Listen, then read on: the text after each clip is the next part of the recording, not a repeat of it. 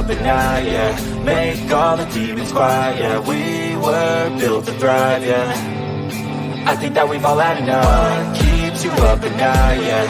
Make all the demons quiet, yeah. We were built to thrive, yeah. I think that we've all had enough. Yeah, I think that we've all had enough. Sick of dealing with the old plan. They know that we're calling it wrong. You got me like, oh yeah. I think that we've all had enough. They know that we're calling it wrong. Hey, it's too late to try to go contain it. A generation fueled by creation. We live lives on a small screen nation. We control the airwaves, no negotiation. I refuse to think we need saving. Something good will come from creation. And when we think that the world is too anxious, we'll adapt, evolve, survive, and save it. What keeps you up at night, yeah. Make all the demons quiet, yeah. We were built to thrive, yeah. I think that we've all had enough. What keeps you up at night, yeah. Make all the demons quiet, yeah. We were built to thrive, yeah. I think that we've all had enough. Yeah, I think that we've all had enough. Sick of dealing with the old plan. They know that we're calling it wrong. You got me like, oh yeah. I think that we've all had enough. Sick of dealing with the old plan. They know that we're calling it wrong.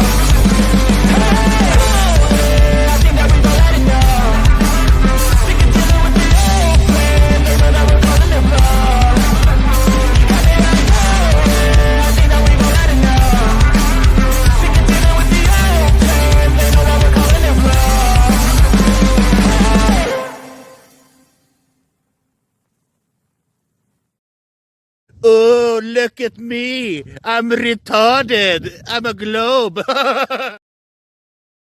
I'm scared, Dad. Do you trust me, son? Yes. Come on, son.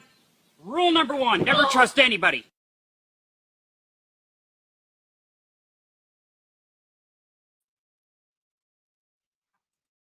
All right, good evening, ladies and gentlemen. Welcome to Sovereign Soul Unchained Mind, coming to you 250 miles live above you in your fucking dreams and imagination, because this shit don't really exist. I'm up here with my friend Something Wong and co-pilot. He's here to go along and keep the bong packed and all that other good shit. Wow. How y'all doing tonight? Good to see everybody. Let me see who else here real quick. Holy crap, we got Angela Baby Carson's here. Dragon Sage, Greg Braden's here already. Post anything too. I got let's see who else. Dragon Sage, Jeff Gashead's with us. Mojo's early. I see that 9:37. We got Chicago Cubby Bear with us. Let's see. Pyro. What else we got in here? The Half Warrior. Good to see you. Good to see you. Unindoctrinated. Let me see if Sean Alkey's with us as well. Oh my God, y'all, this is crazy. I'm afraid. I've been watching a lot of stuff today, and I think it's a pretty safe bet that before even the month's out, that we're going to be embroiled in hot war. I really do. So, and this is what got me. No, it's so bad. We give billions of dollars of weapons, military aid, and shit to Israel. We've been giving them all this money and everything, and bombs and bullets, and then I look, and they're giving money also. Now the people here after the hurricanes and stuff, and hurricane season's not over yet, folks. Don't give them shit. Can't do nothing. All the money's tied up, right? But at the same time, we're giving the people in Lebanon aid as a result of what Israel has done using the bullets and the bombs that we give them to do that with. You not see how fucking crazy this is? Holy sheep shit, man. I'm like, this world is crazy. I know any minute I'm gonna wake up and find out that I'm really only like 20 and I was in some kind of a fucking coma for like a week. And I lived this entire weird ass life while, that's what I feel like. It's like any minute I'm going to wake up from this weirdness, man. It's not so much. I don't know how to describe it, man. I don't know. What do you think, man? It's like nightmares, kind of a good thing, but not like a scary nightmare, just like a fucking totally bizarre nightmare, like a fever dream, yeah, like a fever dream. It is. It's like a fever dream. It's crazy as shit. Yeah, I can't get it. Anyway, a couple of days ago, Flatzoids Perspective, and Marcus Allen from Apollo Detectives debated Craig from FTFE and some guy named Darryl. I wasn't familiar with Darryl before. Yeah, that's where Marcus Allen is from. It's a great show. Yeah, if you notice the thumbnail, if you go back and look at the thumbnail to this show tonight, that's the Apollo 11 capsule after it, re-entry, and it was all flamed up and shit. Look closely at those like handles that are on the outside of that capsule, how shiny, bright, and like aluminum they are. It's just fucking amazing. Anyway, the reason I waited a couple of days is because, look, let's just put it out there. Craig is a toxic ass motherfucker, man. I mean, he is. You can only take so much of this guy at one time. And I'm not even sure I'd be able to make it through this entire thing here, other than the fact that I do like where Marcus kind of schooled this guy. Says, now, young man, you need to stop being a rude son of a bitch, is basically what he told him. Can you get on your side now again? Ooh. No. This is all recorded over here. This is all recorded. I mean, if he showed up at the show, and yeah, of course, anybody can.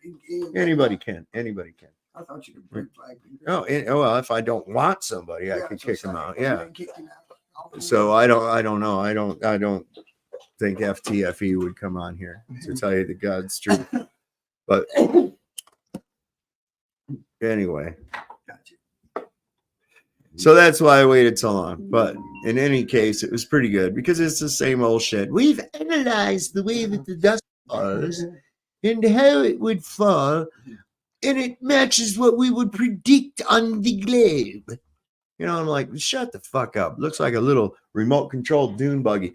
You can slow the shit down too. And what kind of dust? I mean, I've driven my Jeep through the desert.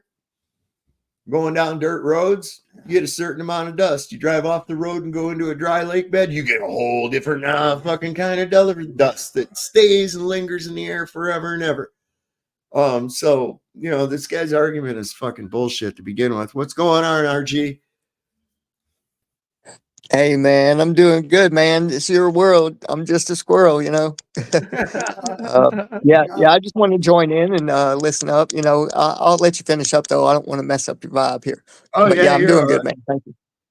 You're all right. And luckily, this one was actually moderated by James and not by that kid. What's that kid's name? I think it's Ryan. Is he the young guy?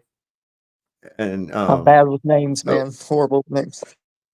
Yeah, I think that's what it is. I think the young kid is Ryan, and the guy who moderated this was James. And it lasted a good little while. We'll see how much of Craig's toxic bullshit we can put up with. His voice just makes my butthole pucker up. So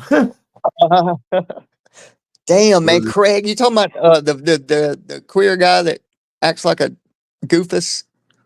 You with the little When point on the top of his head? And the yeah, man, glasses? too much Yeah, damn this gel. He is- put too much shit. Yeah. Anyway, yeah. Mary thought I that got was that. hair gel too. She thought that was hair gel too. You remember that something I'm about Mary? convinced, bro. I'm convinced it's a. Oh yeah, I'm convinced it's a fucking horn.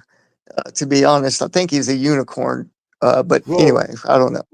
That's where the butthole pinched him off when it dropped him out, right there. That's the same as yeah, that's the same as like how the end of a turd is, you know, as where it was pinched off.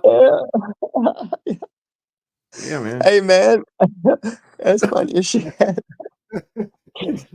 I Oh mean, it's man, I like think you know what I would say no Diddy, but man, that's probably some Diddy shit there. like that, you know. I mean, basically, that's what you got right there. What ain't anymore? So, anyway, with no further ado, The floor is all whoa, might help if we had a little volume, huh? yours for your opening. Hey guys, good to see you. Thanks for coming. Thank you for this debate.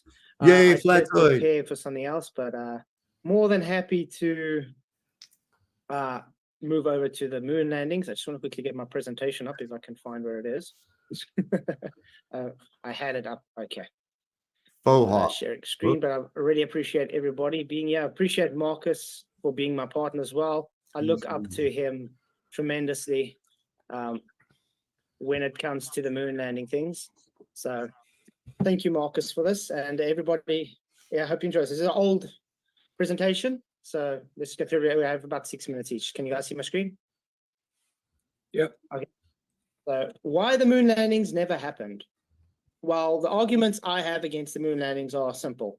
According to the second law of thermodynamics, if the Earth is considered an open system, the air on Earth would seek the available space presented to it.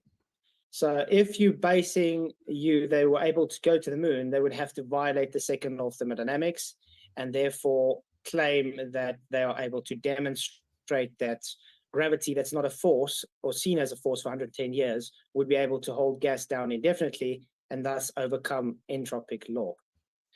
Okay, so if Earth was considered a closed system, the air wouldn't be able to leave and there we can breathe, but then also the astronauts would not be able to leave Earth to go to the moon. So now I've got an argument for why I say astronauts are lying. If you look at Donald Petit, he claims to have seen the stars and nebula and so forth with space because we have a lot of differences in what the astronauts claim to see while they are in space. Mike Missimano says he also claims that Donald Petit has seen the stars, nebula, and so forth from space. Neil Armstrong claims it's pitch black and you see no stars, which is odd. Then you have Buzz Aldrin. He claims space is a deep black, but with a velvet sheen to it. Chris Hadfield, he's the one that says space smells like steak, burnt steak or something. He also claims space is deep black with a velvet sheen to it. Michael Collins is actually an interesting one because he can't remember seeing any stars. I would imagine if you're going to a place that you're excited to go for, you're going to remember if you see stars or not. And he later stated that he did see stars in a book after, but it's weird because it's doublespeak. So why would they all contradict one another's observation if they really did go where they claim to go? Stars or not? No stars. Which one is it? Well, Secondly, the Van Allen radiation belt. it all depends on whether or not the stars were on or not when they went, you know. I mean, right? I mean, that's what I'm just fucking with y'all. Would give major problems to the film using the Hasselblad cameras. The Apollo detectives, woohoo, you guys rock, tested film with radiation and found it to fog the film with a green tint to it. Do we see these aberrations happening to the film based on the Apollo missions? No, we don't. Also, the film, when it's exposed to radiation, it usually messes up, and that's why you usually have X-ray bags to protect it. So, how did they get professional perfect shots, which would be difficult even for normal amateur photographers today without that bulky spacesuit? How did they get it right with not even being able to move their fingers correctly? Also tested in a vacuum, it found changes in contrast and color balance, which would make sense because in a vacuum, liquids tend to gas out, and therefore you get these effects, as you can see. And then also you get they refuse to swear on the Bible, and then also you have to accept this guy Gary Fong is a very well accepted professional Hasselblad photographer. He says it would be impossible to work. How would you change the film in a dust environment? If everybody has worked with a film camera, you would understand that you have to keep it as uncontaminated as possible with light or debris. So as soon as they're opening, remember the astronauts even have their suits so fine that the fine particles even get through all that they have issues for long term. Hey, Saul. Breathability. Hey, is bad. buddy. I just wanted to mention this. It'll be short. So think about this though. When you get to a certain height, we never see stars on a recording. They disappear. Yeah. So when do they reappear? Is what I'm saying. These astronauts got to make up their mind, bro. Well, yeah, that's the whole thing. What are they? I don't even, because you see from high altitude balloons and shit, no stars. What's going on? Yeah, and hey, they're very beautiful. They're like all circular and like got these symmetrical shapes, from what I've seen. Well, from the P900 pictures, the cymatic effects. I showed it to people. Yeah. When they're out of focus, they're kind of wobbly, but some people got some really good in focused ones I've seen. Yeah. I'm just saying they have different patterns, different colors to them. And that appears to be like, in my opinion, it appears to be like cymatic in nature, the patterns that they exhibit, the way sound resonates with water or other mediums, and they pulsate almost like they're gonna. Sorry. They might be part of a grand. It might all be part of a grand symphony. That plays this reality into fruition. Knowing that's a good way to look at matter is basically it's energy, vibration, and frequency. And that's basically a good description of music. And we always see the stars associated with angels, the heavenly bodies, and always see angels associated with musical instruments and choirs and things like that. And I was thinking that's pretty crazy. What if each one of the stars is just playing their own part in a grand symphony that's creating this reality that we experience? Yeah, and that's beautiful, bro. This is my last a statement about it, and we'll go back. But it's the color spectrum as well. You see, we only see the colors that are in our ability, our spectrum. So that may play a part as well. Right. We see, I think it's 0.006% of the overall light spectrum, which basically we're blind. So imagine that going into the fine parts between the dust for the film. How do you change film in a vacuum? That's exactly what I'm saying. If you look at the temperatures, that's also a huge problem. And then at Violet, that's practically all I had for my thing. Then you can go ahead, Marcus. Thanks, Frank. You've promoted the Apollo detectors very nicely, for which I'm much appreciative, being one of them myself. And you've covered the major problems, except maybe one, the heat in space. We're all told that space is a vacuum, it has no temperature, which is correct until you put something in space to have a temperature, such as a spaceship. Then it has a temperature. But humans can only really operate productively at around 20 degrees centigrade, 60, 70 degrees Fahrenheit. That's an ideal temperature for humans to work at. If the internal temperature of a spacecraft in space, heated by the radiant energy of the sun, which can be calculated at 246 degrees Fahrenheit, about 120 degrees centigrade, you've got a non-working environment. You've got a very good temperature to cook a chicken at, but not for humans to work. So you have to remove the heat. Vacuum, as you mentioned, is a very good insulator. So where do you dump the heat? You can't dump it in a vacuum. You have to irradiate it away. It's the only way to remove heat in a vacuum. In order to radiate heat away, you have to have an equivalent temperature. You get the spacecraft receives temperature, it absorbs it, it also eliminates it. So what's the temperature in the middle where those two things happen? 246 degrees Fahrenheit. It's a real problem. So you can use water, you can allow water to evacuate into space, and it will have a reduction in temperature. But you've got to have quite a lot of water to do it. And there wasn't enough carried, certainly not in the spacesuits. And this is one of the major problems. The other being, as you've already mentioned, photographic film. Here is photographic film. Photographic film was what was used on Apollo. It was using ectochrome transparency material. Reversal film is otherwise known as.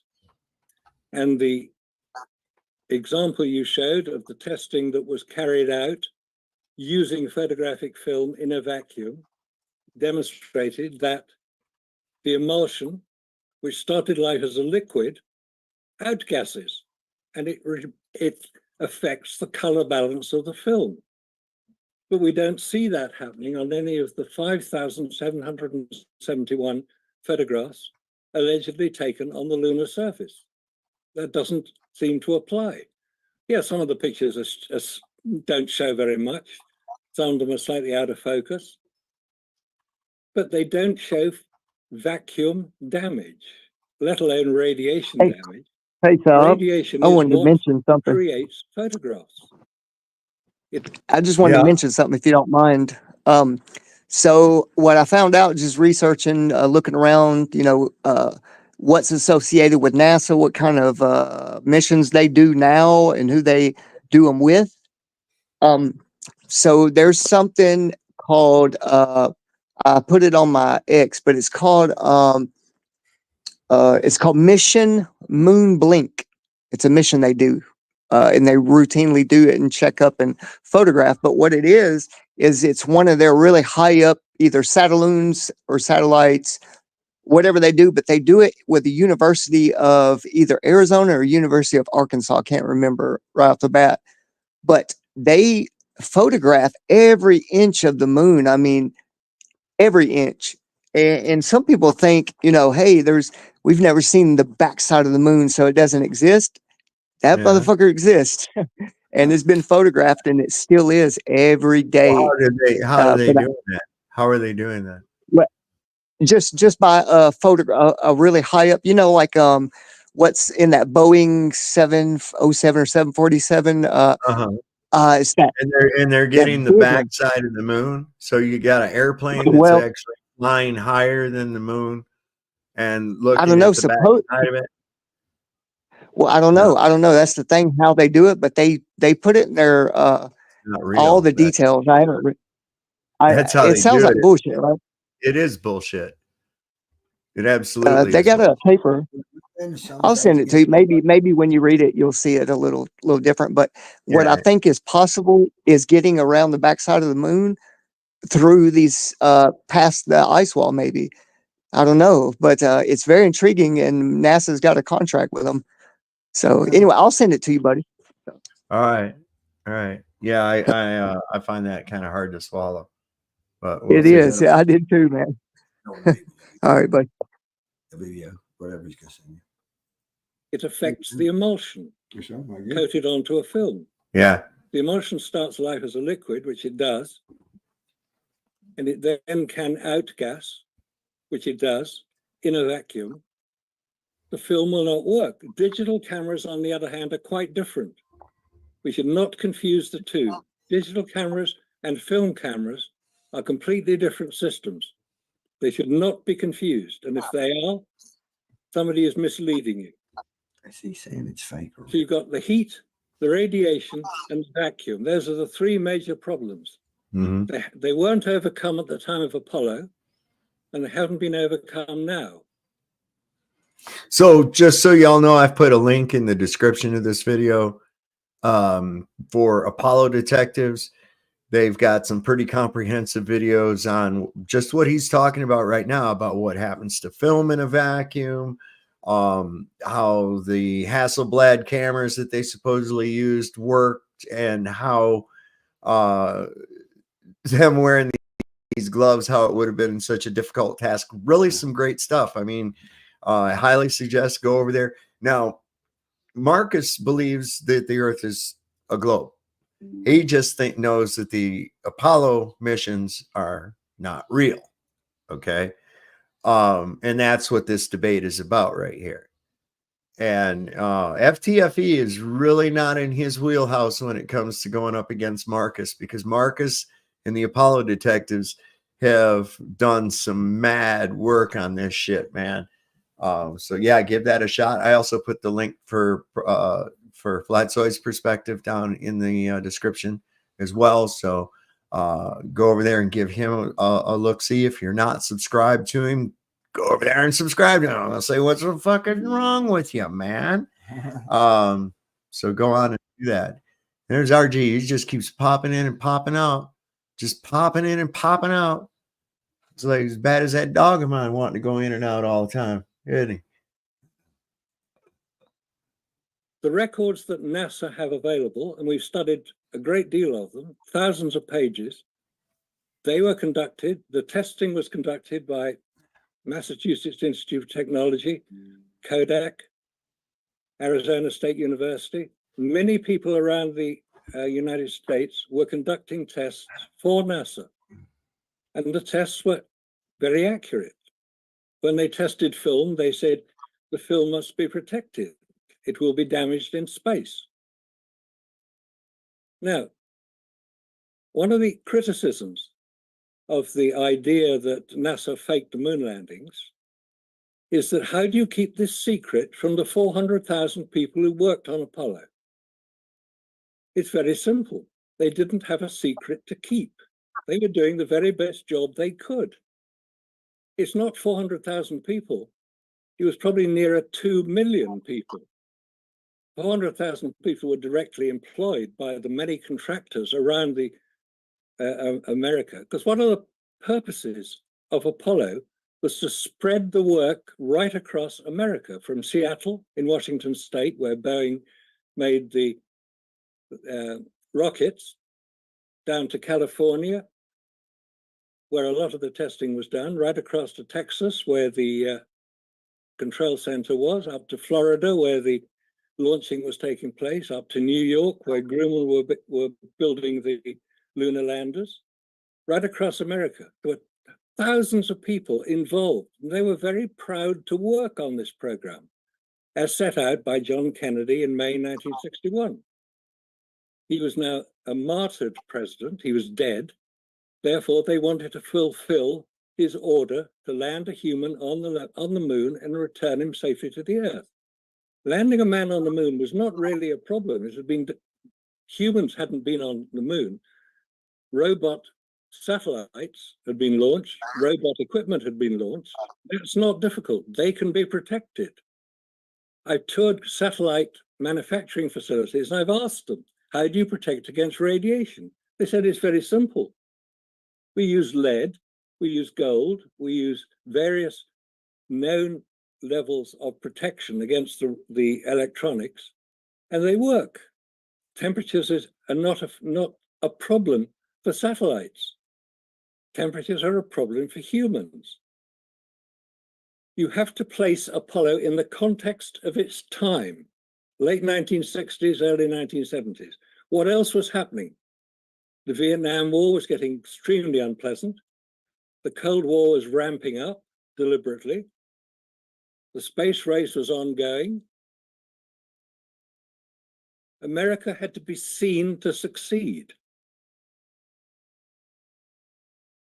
Yeah, the United States was in a really kind of a downward spiral at the time. We had a lot of protests here in the United States. I was around. I remember this shit, man. There were a lot of protests around anti-war shit going on all over the place. People burning their draft cards, the Vietnam War escalating. You had people on both sides of the aisle yelling at each other, people spitting on soldiers coming back from Vietnam. I mean, it was a fucking mess. It was a fucking mess. Morality was at a low point. And I could see it in that role as a morale booster. You know what I'm saying? Yeah, there was them race riots too. They faked You know, it. Yeah. Oh yeah, you had that shit going on too. You had just coming out of the riots in 1967 in Detroit, and all that shit going on. The assassination of Martin Luther King. I mean, it was a turbulent fucking time, man. It really was. George Wallace got capped. He lived paralyzed, put in a wheelchair for the rest of his life. I remember I saw that happen on TV. It was on the TV in the front room, and there was somebody come up out of the crowd and popped him with a pistol and shit, and he went down, but he lived, severed his spine or some shit. But yeah, I've heard of that by a couple people. See, I'm in a wheelchair too, but man, it's a tough deal to deal with, especially when you're not expecting it. You can't plan for it. It just, man, yeah, it gets rough. So they got, I mean, we're about at one of those turning points right now.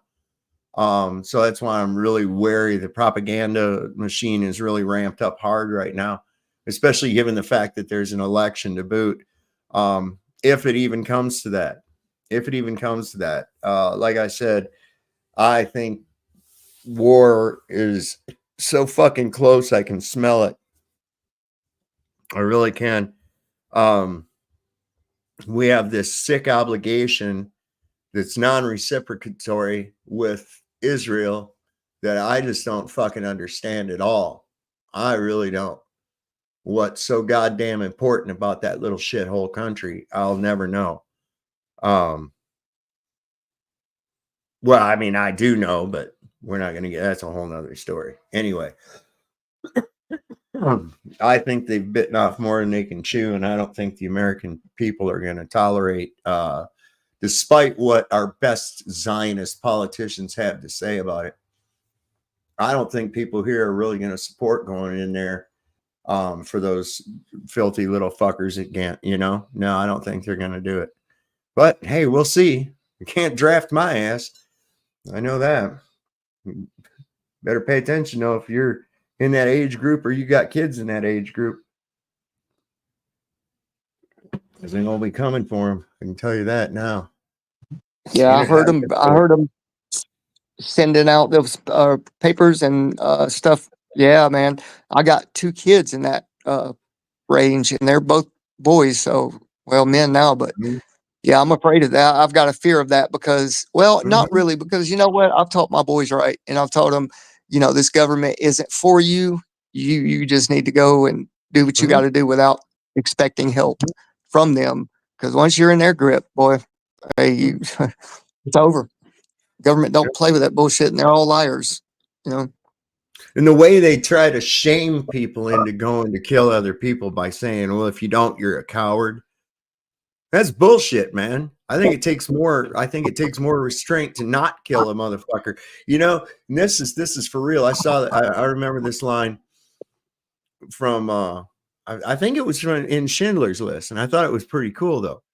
The guy told that Amon Goth guy, he says, you know what true power is? He says, true power is having the ability to utterly crush someone and not using it. Now that's power. And I was like, yeah, there you go. Restraint and temperament. Temperance. yes, sir. Yes, sir. I agree with that. And oh, sorry. Yeah. No, you're good. You're good. But yeah, that's for real. That's it. Have that power to crush someone, and in the justification cause to be able to do it, you just don't. That's really showing right there. Look, I could destroy you, but I'm not going to. It's like, because I'm carrying the moral high ground, and it's like, so if you don't want to go off to be killed for some kind of political fucking bullshit, or to have to kill other people, you know, which of course is going to inevitably include innocent people as well. I mean, there's no way around it. That doesn't make you a coward. That makes you fucking morally superior. Yeah, That's, I agree, you man. know, And they don't make it a big point at first, but this is how they lure you in about education or some other means of making money, learning a specialty, which is fine. But yeah, when it comes down to what you were just speaking on, bro, they don't tell you that. They just fuck up your mind in boot camp, and they yeah. give you, it was found out, bro. A lot of people 50s, 60s, 70s, they were call or somehow it was put out about there's fluoride in the water heavy, fluoride in the food heavy, so they can fuck with your Yeah, mind, bro. They'll yeah, break of your course. mind, and then when you Oh get yeah. there, they go crazy with killing everybody, because Well, they're when you told to first by their get there, commander. listen, one of the first things they do when you get there is they give you like more jabs than you've ever had in your fucking life. Okay, that's why everybody spends about the first 2 or 3 weeks fucking sick. They say, oh yeah, there's upper respiratory infection because the barracks are drafty and shit. Okay, bullshit. It's because of all that shit you gave us, man. I mean, the same thing went when my son went to basic training. I was like, are you shitting me, man? It's like, that's exactly, yeah, we had upper respiratory infections too. Isn't that crazy? Right after, and everybody gets them. They haven't figured out a way to do something about these drafty barracks in the last 100 years or so. What the fuck is wrong with you people? See? Yeah, and asbestos is pretty bad, just like 9/11, man. Like you said, it fucks with the lungs and all that. Yeah, And I'll land the plane with this, but a lot of these big wigs, like captains or whoever's like high up in rank, yeah. they have to go to a military tribunal court. So they don't express it to us. We don't know about all the behind the scenes things because they'll get their day in court, but not in a regular court. Hey, did you know the water at Camp Lejeune's fucked up? Yeah. Yeah, I don't think there's anybody who has not gotten some kind of an email about that shit. Jesus Christ. Anyway, let me get back onto this here. On the grounds they couldn't do it. They didn't have the facility, they didn't have the experience, they didn't have the engineering understanding to put humans, I'm not talking about unmanned craft, I'm not talking about satellites, I'm talking about human beings, us delicate little creatures who need a lot of protection when we're out in space. They couldn't provide it. So they had to fabricate it live on television. Don't forget, it's all live on television. Yeah, I've seen gorillas climb the Empire State Building live on television in King Kong. I've seen dinosaurs chasing kids around kitchens in Jurassic Park. Is that real? No, of course it's not. I've seen men walking on the moon. Is that real? No, of course it's not. I'm not saying Hollywood had much to do with it. Some of the technicians involved may have been consulted, and they certainly were because it was been necessary. The filming of Apollo 11 was more than likely done at Cannon Air Force Base in New Mexico, near Clovis. There's a life-size creation of the Sea of Tranquility called at Cinder Lake, near Flagstaff in Arizona. There's no reason to believe that they weren't trying to do it, but they couldn't succeed. They didn't have the technology. They didn't have the ability. So my personal summary of the whole Apollo moon landings is that it was a brilliantly executed propaganda exercise to demonstrate to the world the superiority of American technology. In that, it succeeded brilliantly. Landing man on the moon, forget it. Hasn't happened. Didn't happen then, hasn't happened since. He puts it good. He puts it well. What he was saying about that with the Sea of Tranquility and all that shit being a replica in Arizona, there's so many places in the Mojave Desert that I've been that you're like, wow, this looks like you're on an alien planet, right? And in fact, one of the primary film locations of a lot of Westerns was this area called the Alabama Hills in Lone Pine, California. You can look this up on Google. It's really quite a remarkable place. It's really neat.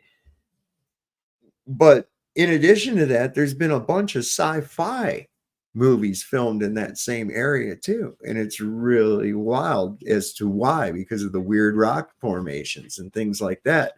But I've been to places like near talc mines where it literally looks like a lunar landscape, man. And it's just due to all the talc dust that's on the ground. And, you know, it looks exactly like those pictures, you know, minus the craters. All you'd have to do is create a few little craters or some shit like that, but it's identical to it, man. So, you know, yeah, easy for those locations. You could do that shit in areas that I've seen. You could be out there and not see another single human being for a day or two in some of these areas. So it'd be real easy to do this in seclusion, especially with the help of military blocking off access to a certain area or whatever. It's not difficult. I got some pictures. I'll have to dig them out of me collecting rhyolite, which is, you know, those little red lava rocks you buy to put out in your landscaping. We went and got them for free out of a volcano. And it's all that kind of red rock, exactly like that. And I got pictures of me and my buddy up there getting it. It looks like we're on Mars. In fact, I was joking with that picture when Elon sent his Roadster up into space. I was like, well, I already beat him. I'm waiting for him up here on Mars. Hurry up, Elon. You know, because it looks exactly like that Martian landscape. Perfect. So it's, you know, That's not wild. a difficult thing to fake at all. In fact, let's say it'd be harder for him to fake it than for him to actually do it. Oh, bullshit. You can do it on a less than a B movie budget, man, for real. Yeah. Shit, I did it with Hey, a man, cell and- phone fucking camera, you know. Oh, look, I'm up on Mars, you know. Yeah. Yeah, man. You'll hear something pretty cool about Elon. Since you mentioned Elon, I'll make it short. So, the guy, it was back in 1933. He went under Los Angeles. He was ordered to mine some stuff for a company and see what was down under him. You know, what kind of minerals and gold or whatever. 33 under Los Angeles, found by drilling, bro, like 106 miles worth of tunnels, right? And Heard about and then this, there yeah. was this another guy I was watching, right? And he was talking about he worked at places under the ground in tunnels that served the wealthy and the he was talking about he worked there and he was under an NDA for a long time, but it You're ran talking about out. that So guy that said he worked at a secret Starbucks? yeah. What is it? Do you Yeah, I think that's saw real? that. I don't know, man. I don't know. I don't either. I I don't know don't what to know. think about it. I mean, I That can't sounds see, crazy. you know, though. I'm trying to look at that from a company standpoint, you know, having to have an NDA for a guy to work in a Starbucks just in case some of these important people are using this tunnel and want to get Starbucks. I mean, they have assistants run out and get them shit like that. You know what I'm saying? They don't, I don't know. Yeah, I got you. I don't know. There's a lot of stuff. You know, I try to look at it from all angles and everything, you know, if I possibly can. And I don't know. It Yeah, I could be. hear you. Is it possible? Yeah, sure. Anything is fucking possible. I'm just looking, is it logical? You know, but if Right. there's That that makes much, and if there was that much frequent use of these tunnels, I'm sure that they would have come to light before now and before just recently, you know. So I know that there are like these main tunnels like that they have with maglev trains that go incredible distances underground. Like there's even one that goes from Washington, D.C. to a place called Greenbrier over here in West Virginia. That was it was a complete Senate and House of Representatives and everything underground. It was for continuity of government. It's underneath the Greenbrier Hotel. So That's yeah, they wild, have brother. that kind of shit. But as far as having, you know, like, oh yeah, sure. Oh, cool. Look, over here's a Secret Sam's pretzels too. You know what I mean? I mean, it's just Yeah, fuck, that's I don't cool. know. Hey, but what if we found out? What if we found out, bro, that every city that we see is on top of another city? What if we Well, found that's that very. out? There are some places it is like that, but that don't have a lot to do with this. Right. True that. All right, We'll but get that'll be another night. That's some interesting stuff, though. Yeah, I know that. So I just want to come in and say hi, man. How you doing? Doing good, Butter Biscuits. How are you tonight, man? I'm good, man. It's just been real busy lately, and I can't ever seem to find any time to tag into anybody's videos. So I just thought I'd tag into you again. You were the last one I was on. So how you doing? Salute. Yeah, salute. So, have you had a chance to see yeah, this I got a debate? chance to watch this, so that's why I wanted to pop on because I saw you're reviewing it. So I know there's some good parts in this, and I'll keep quiet. But there's I'll pop in once they start. I'll let you. Oh yeah, they're just now getting into their opening shit. Marcus is just now wrapping up, laying it down, and listen, real that guy's happy done. that, He's put in the hours, bro. He's put in the hours. I'll tell you that now. Absolutely. I mean, everyone giving Flats a hard time about, oh, he's a glober or so on and so forth. Mm-hmm. Flats was very kind, patient about the whole thing. Mm-hmm. Didn't really say anything else. Like he's like, yeah, we have landed, spacecraft on the moon, but we haven't landed people. And Flats is quiet about it and letting it go and all of that. So.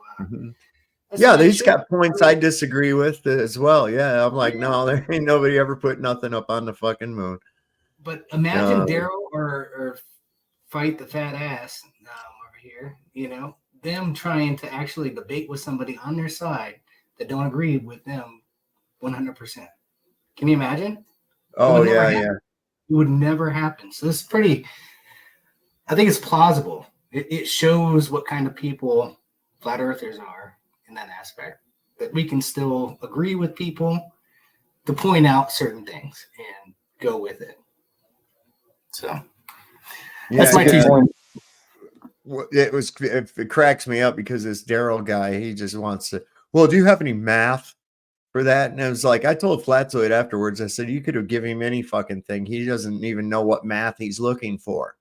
He's just trying to get you mired down into looking for an equation or some shit. Fuck him.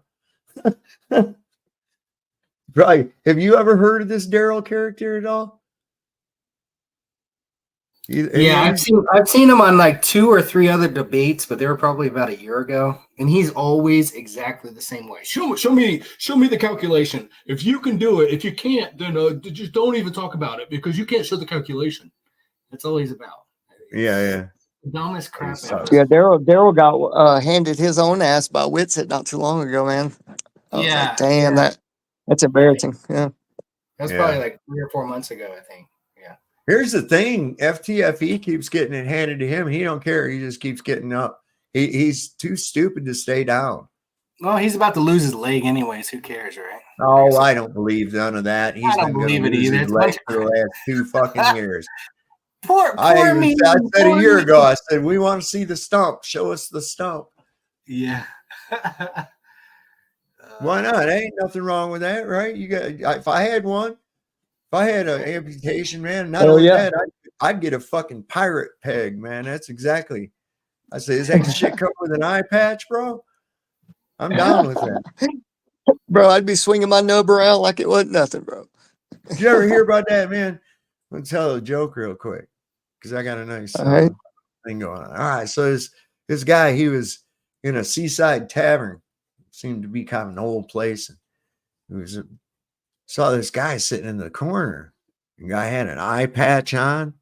He had a hook for his hand. He had a peg leg. And he had a parrot on his shoulder. And he's like, he says, I got to ask. So he went over to the guy. He says, hey, I couldn't help but notice. He says, are you a pirate? He goes, "Arr, matey, I'm a pirate. Why do you think I got a parrot on my shirt, on my shoulder?" And he says, "Oh." He says, "Well," he says, "I was going to ask you." He says, how'd you lose your leg?" He says, "Arr, it was trying to board a galleon, and a cannonball smashed through the side of me ship, hit me in the leg and took off my leg below the knee. And now I got this peg I have to wear. He said, oh my God. He said, it's terrible.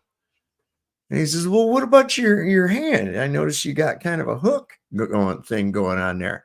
He says, matey, the same day, I didn't let the loss of me legs slow me down none. They came aboard the ship and it was fierce hand-to-hand combat.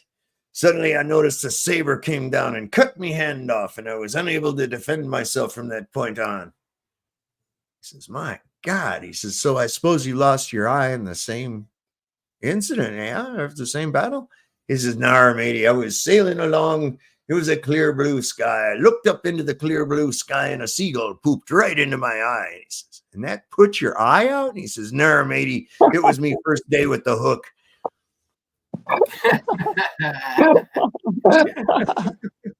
Damn it, man. That's hilarious, brother. Oh, man. He reached up to scratch it, get that shit out of his eye. Oh, shit. Fuck. Anyway, back to Marcus. Let's see. I think all these guys, here we go. Get ready. Toxicity in 5, 4, 3. Thank So you very Apollo. much. Sorry. Okay. I hope that Look at exempts Craig. my position. Why does Craig twitch around and do this and shit all the time? What is he? He's like an autistic child or something, you know? Like he's got some kind of fucked up shit wrong with him. For real.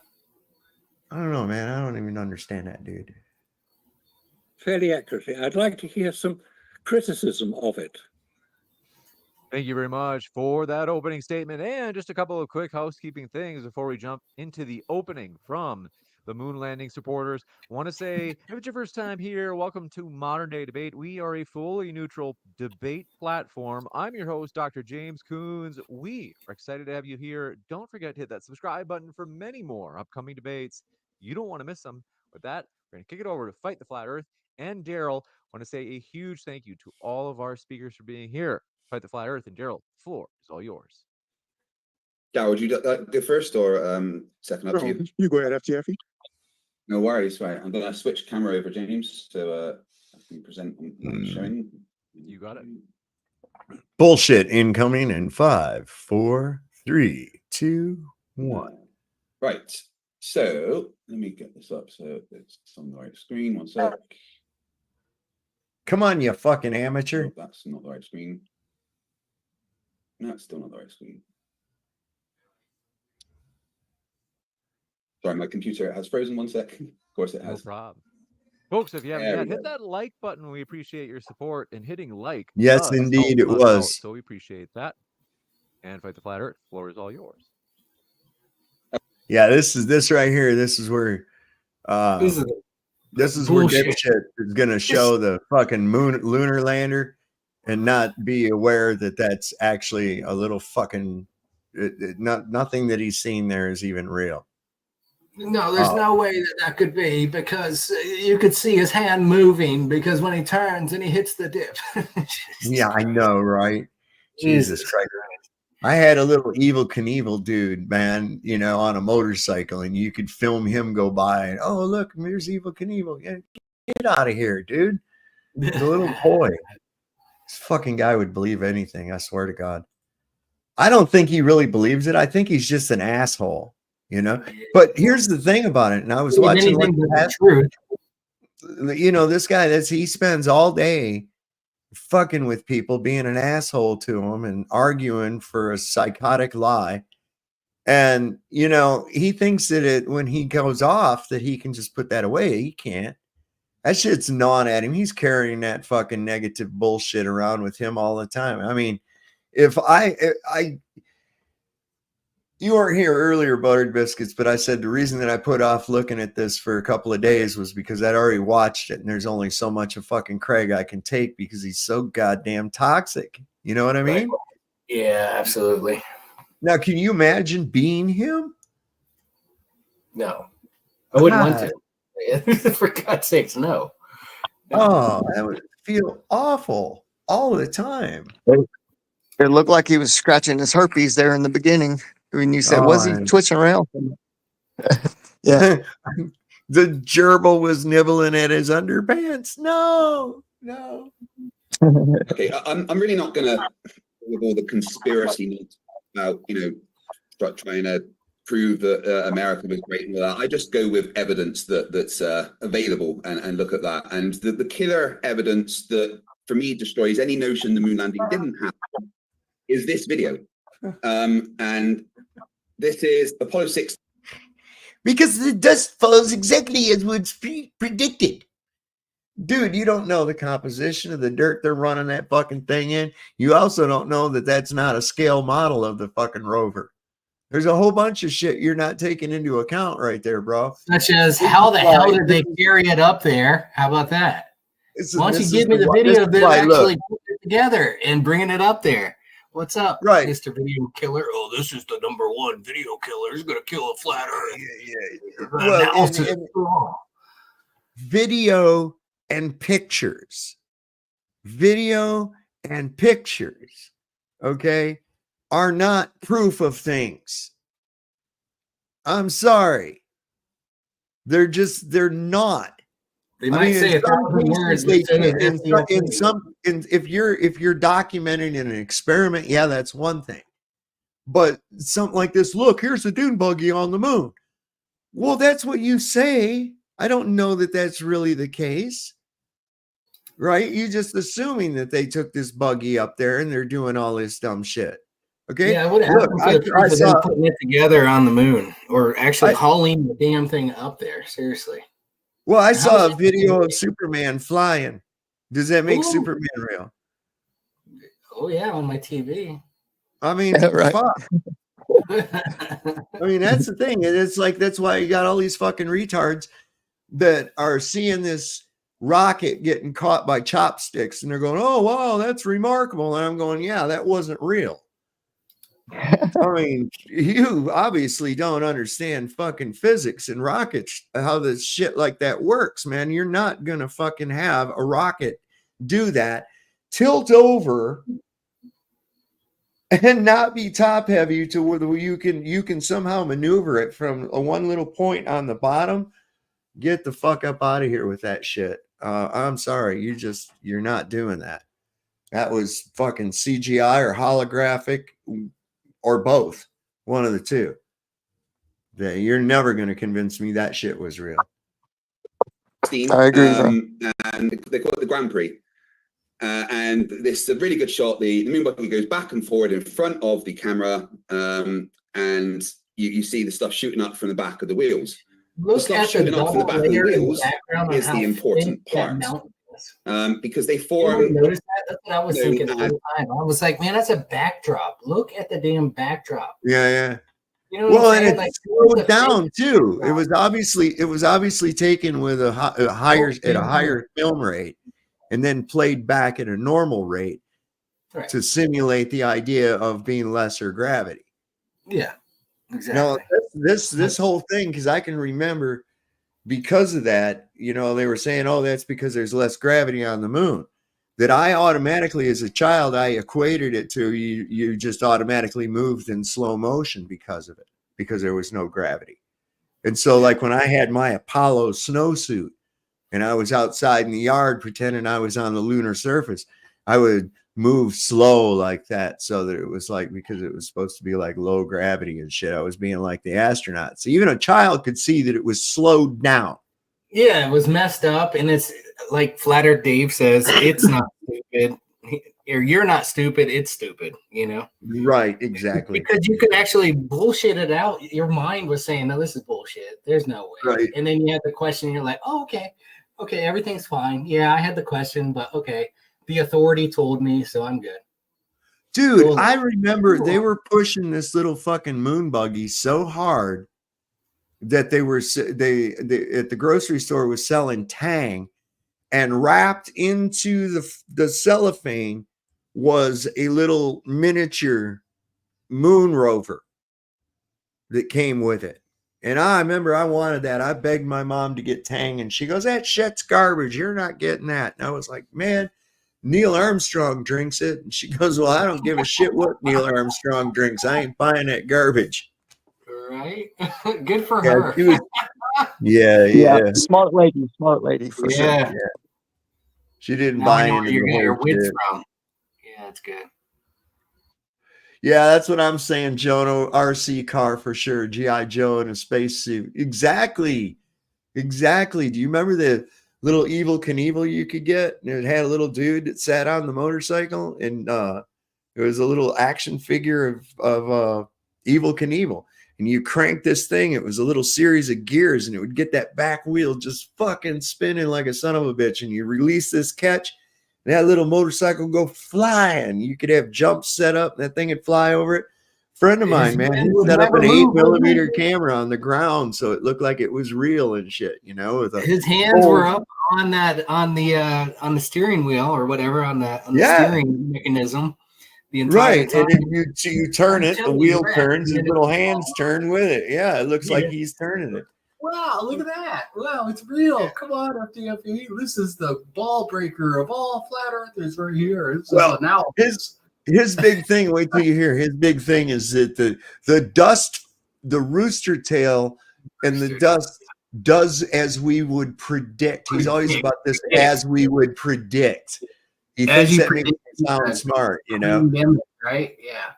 Until you ask him, say, well, what exactly was the prediction? Can you show what the predictions were before, you know, to compare with this?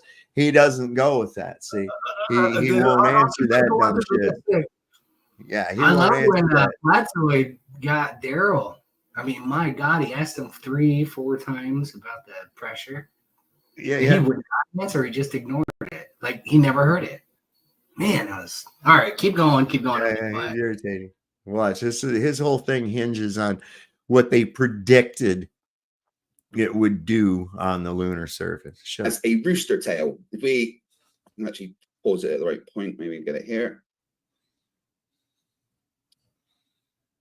As it goes along, it shoots up the dust behind it, the regolith, in a very particular pattern that's called a rooster tail. And if you watch here, just at the back wheel, as it shoots up, you see that very distinctive pattern. That is, you might not realize it, but that's the killer. That pattern coming off the back of those wheels destroys any notion that the moon landing didn't actually happen. It's been analyzed.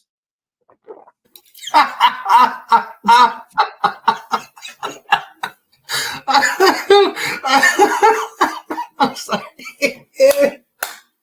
Oh man, that's good. Wow. Destroys the whole thing hinges on rooster tail analysis. Oh God.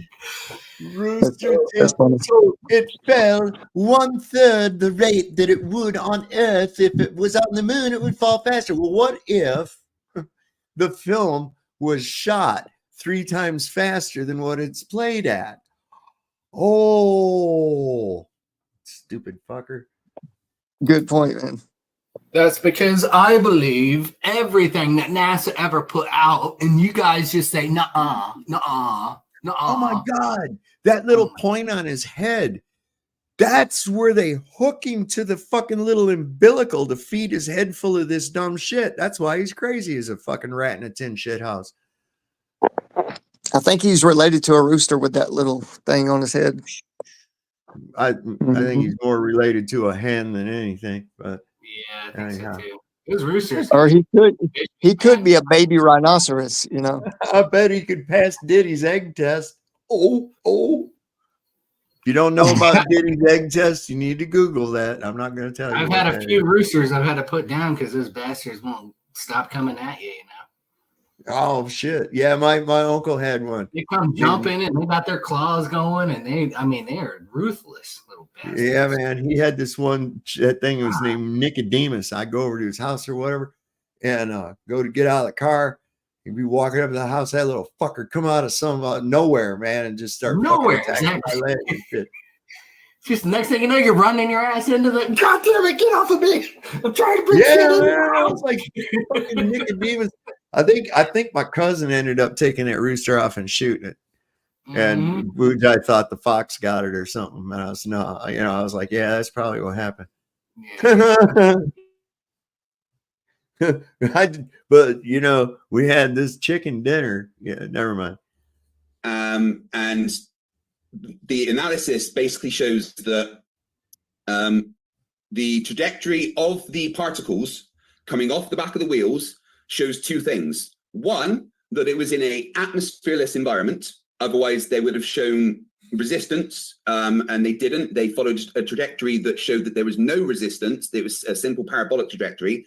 And they followed a trajectory that matched a gravitational acceleration of what they would expect on the moon. So if I show purple dot lines, that proves everything. I mean, seriously? My God. It's a scientific paper. This dude is a psycho fucking path, man. For real. For real. This guy, for real. Look at this. Oh, and you see these purple graphs that we made because we analyzed everything? Okay, you presuppose the gravity. Okay, you presuppose that. You presuppose the material. You presuppose that the legitimacy actually of the video itself. Okay. Wow. It's something you notice. You can tell when something's scaled down too, because like if you ever see where they have a naval scene and they're using little miniature ships, you can usually tell when there's splashes of water and stuff like that. It was, it doesn't really react the way it would in reality, right? So a lot of times miniatures don't really reflect full-size objects on the same environment. So I don't know, just throwing that out there, Try that same test near a talc mine or another such terrain very similar to the moon. Try it with a little miniature fucking go-kart or a remote control buggy. Okay, try it with that. Run it at high speed, then slow it down and see if it matches the predictions of the fucking moon's gravity. I bet you it will. Bet you 100%. Right. And they compared it with what you would have on Earth. This particular graph here measured dust trajectory clip 1, which is literally from the clip that I just showed here, shows all the blue dots are the particles that they have identified and followed the trajectory of. They fall within the two curved lines that show the gravitational potential on the moon. If on Earth, you would either have these two green lines. That was what you would expect on Earth, depending on the... Awakened Nemesis says, I'm so glad I've seen that graph as I was starting to doubt this shit. Yeah, that nailed it for me, baby. First off, were they there to actually analyze it? Number one, and number two, how much were they paid to write this bullshit paper? Oh my God. You know what I mean? Shit, there's plenty of people like, pay me 50 grand. Yeah, I'll pay it. I'll write whatever you want.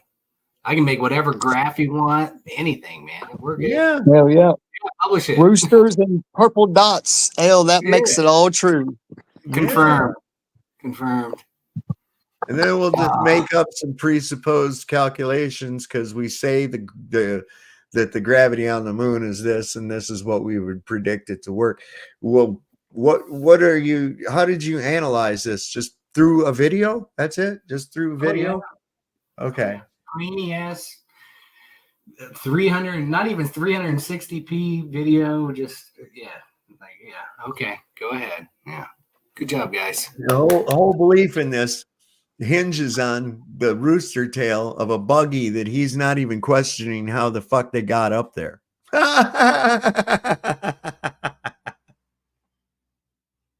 I mean, that's a little more intriguing than what the damn rooster tail did, right? I'm curious to know how they got a fucking Jeep chassis up on the moon. That's what I want to know. The only rooster tail I saw was this morning when I was dropping it off at the pool. Jesus Christ. This is the green lines, which you expect on the Earth. The speed and the conditions on Earth. It shows air resistance and it shows a much quicker acceleration towards the ground, which is what you would expect on Earth. But every single one of those particles traveled in the trajectory that showed there was no resistance, and it was in an environment where the gravitational acceleration was much less and matched what we expect on the moon. And that's basically... Looked like the shit dropped back down pretty close to the back wheel, you know, not like, 50 feet, like maybe it should. Something resisted it, or you wouldn't have a rooster tail at all. Basically it. For me, that is the absolute killer. The only response is, well, they faked it. Well, if they faked it, how did they remove the atmosphere from this entire massive thing? That would need to be answered, because this was filmed in something that had no atmosphere, and the proof is the analysis that has been done on those trajectories of the The particles. proof is how you So- never got it there, because you don't have any videos of you bringing it there or setting it up, bastard. Well, but Biscuits, look, man, we had a graph. We had a graph, man. and a lot of dots on it, and it looked really Yeah, good. there was purple. There was, a lot It of was time and predicted. effort apparently Predicted. put into this graph. So yeah, so there. So yeah, like that's just your opinion, man. You're right. I should trust the science. Oh yeah. Yeah, Well, if they never hit me up with any goddamn science, I might. But they don't. They just hit me up with bullshit. I mean, I was The sitting paper there was trying to science, explain man. You don't know? That paper was science. It's science. I was trying to explain to fucking Luca on Flatzoids. I was trying to tell him, I was like, look, how is astronomy science? I said, what's the science part? Well, they observe and predict movements, and yeah, okay. Yeah, the observations were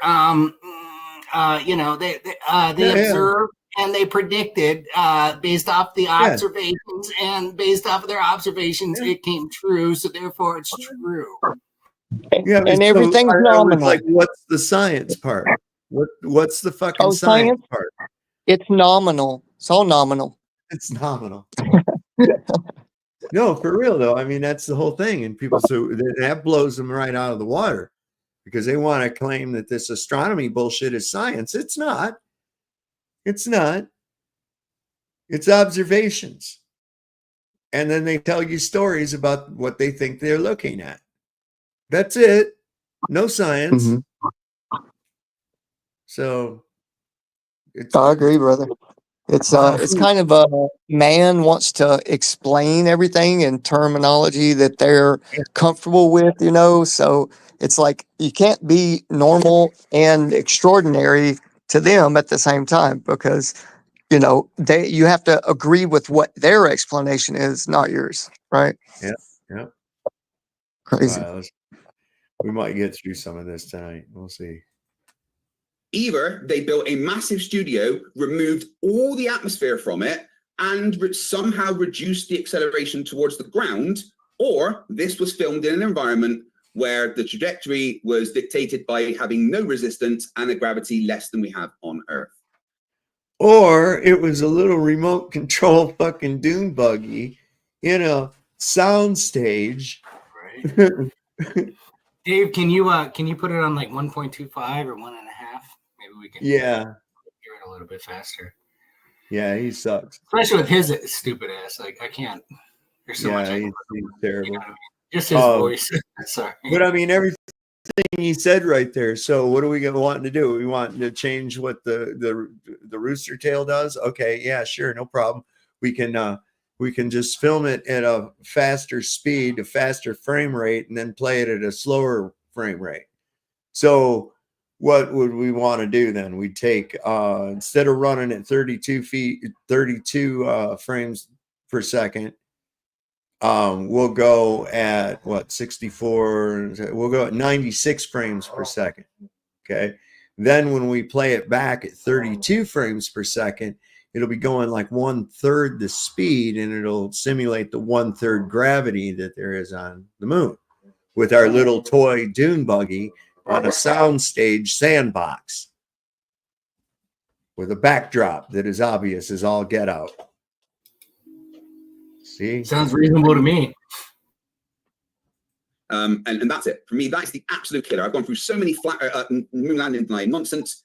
And this is it. There's no response for this that matches the physics of the universe that we live in that can debunk it being on the moon. And with that, over to you, Darryl.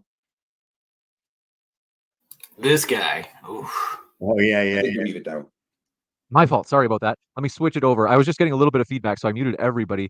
Darryl, I just asked you to unmute. And then what we'll do is later, if we're able to fight the flat Earth, I'm sure that these photos will come up again.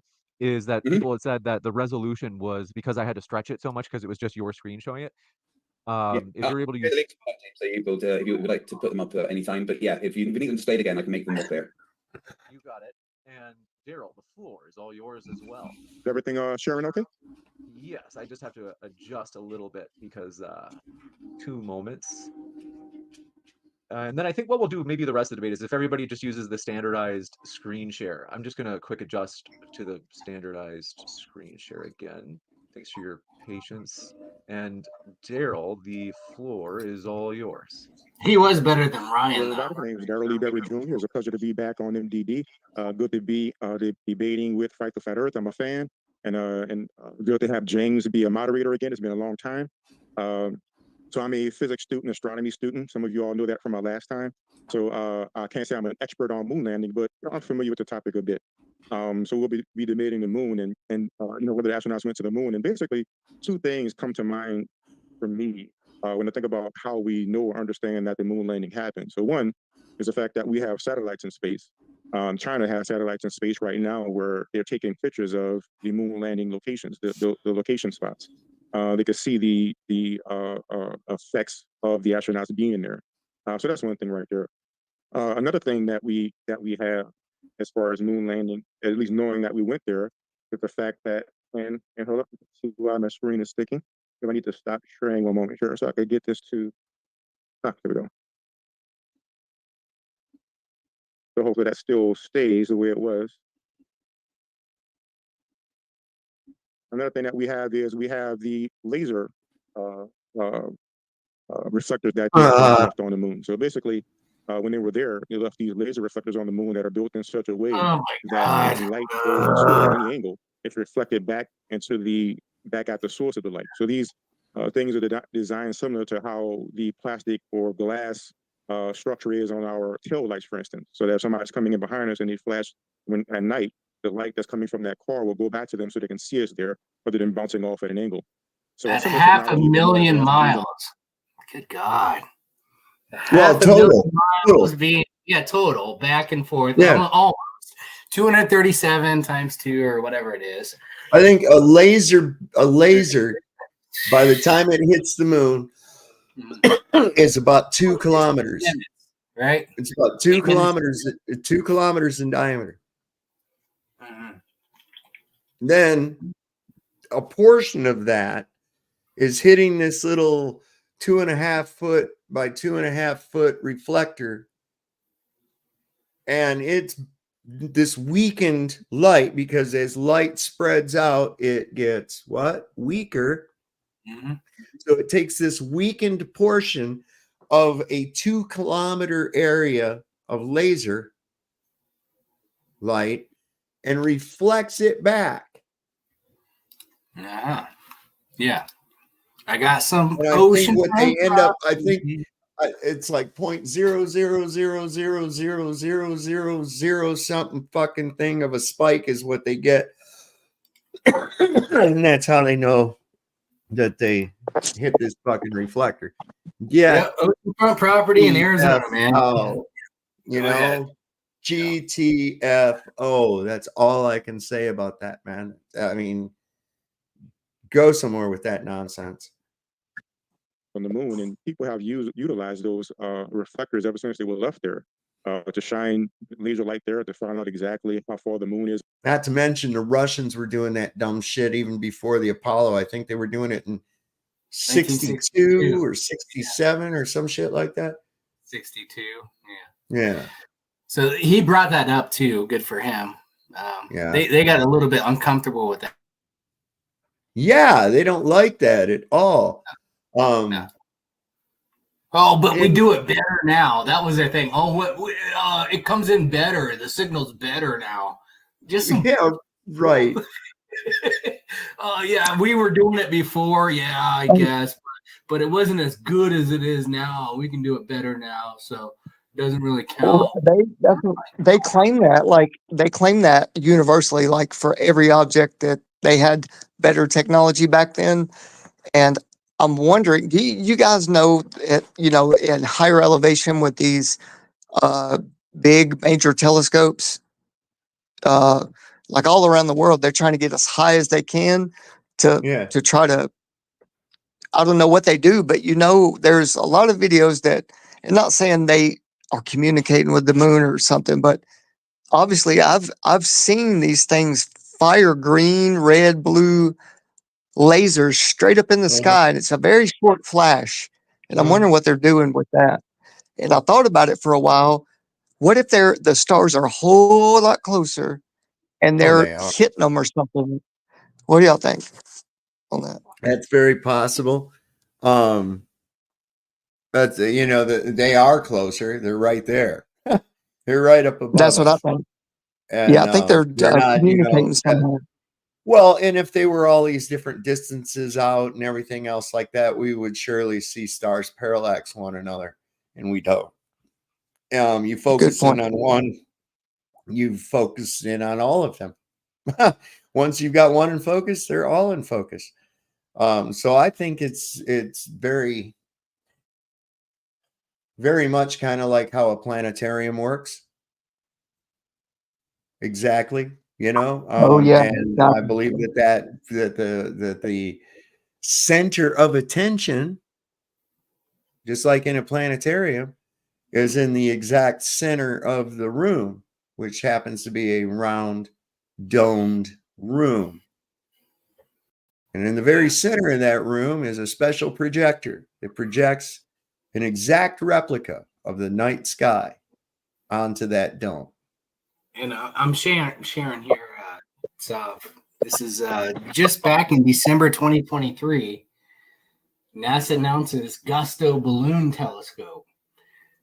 That's December 19, 2023, saying that they're going to put a balloon telescope up, right?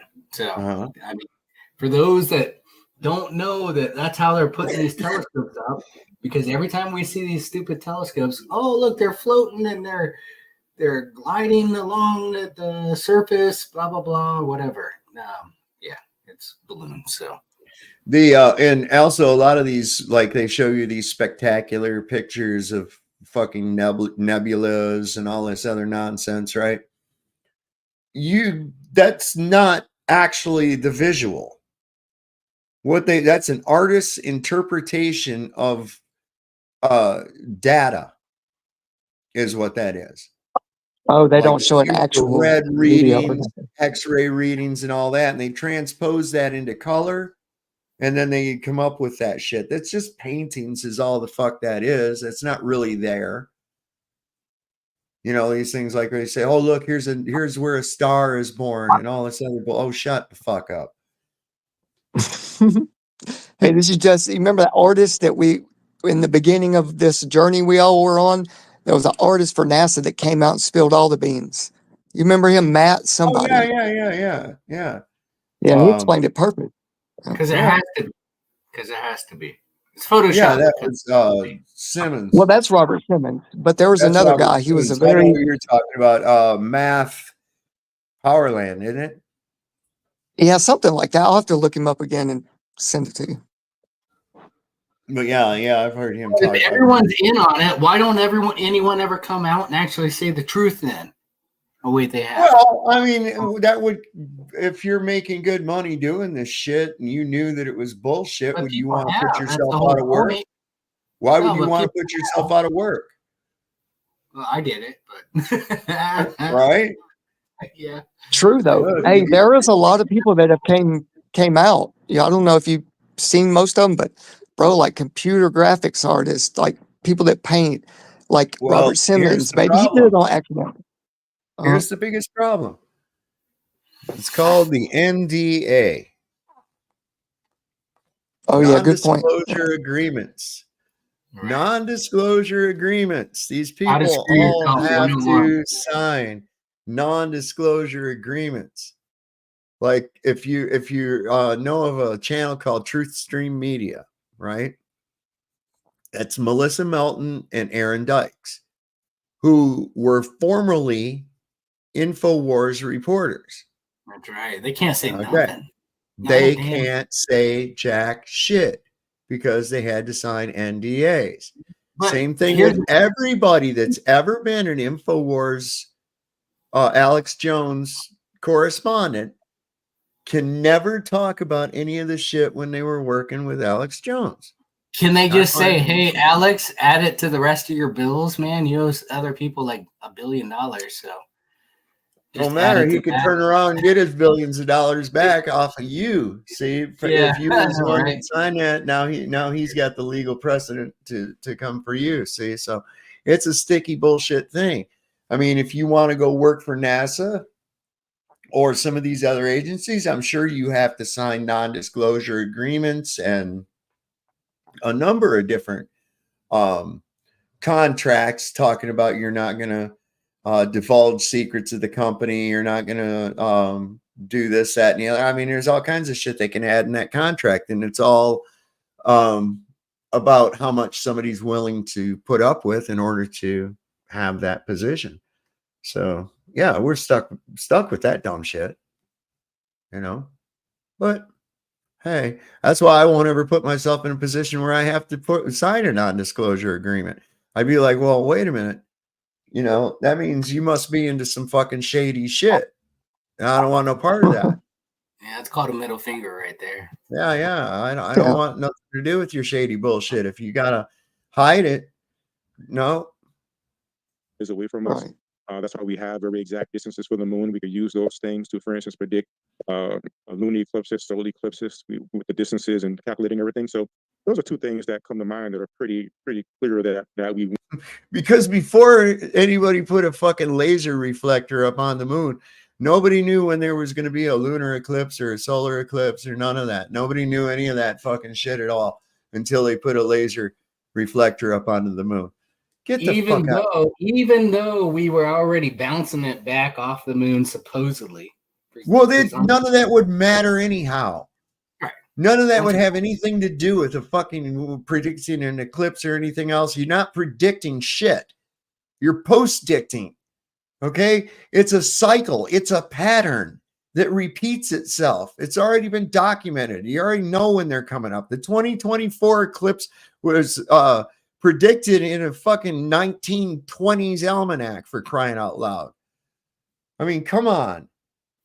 These people want to act like they're doing some kind of fucking magic call Cleo for your psychic reading. We predicted the oil was going to be gone by 2024 and that the sea was going to raise and Florida was going to be gone. It's predicted. We need to go through the predictions and just like screw them over. Whenever here's a real kicker. We'll give them 50 predictions that were bullshit. Do you remember the Psychic Friends Network? You remember that? With no. Dionne Warwick and all that. You could phone a psychic and all that. And it was like back in the 80s and shit. No, oh, dude, they would have these infomercials for it, like on TV and shit, right? And I remember that. The fucking thing went bankrupt, right? And I was like, how come none of them, no psychics saw that coming, man? What the fuck? Right? True.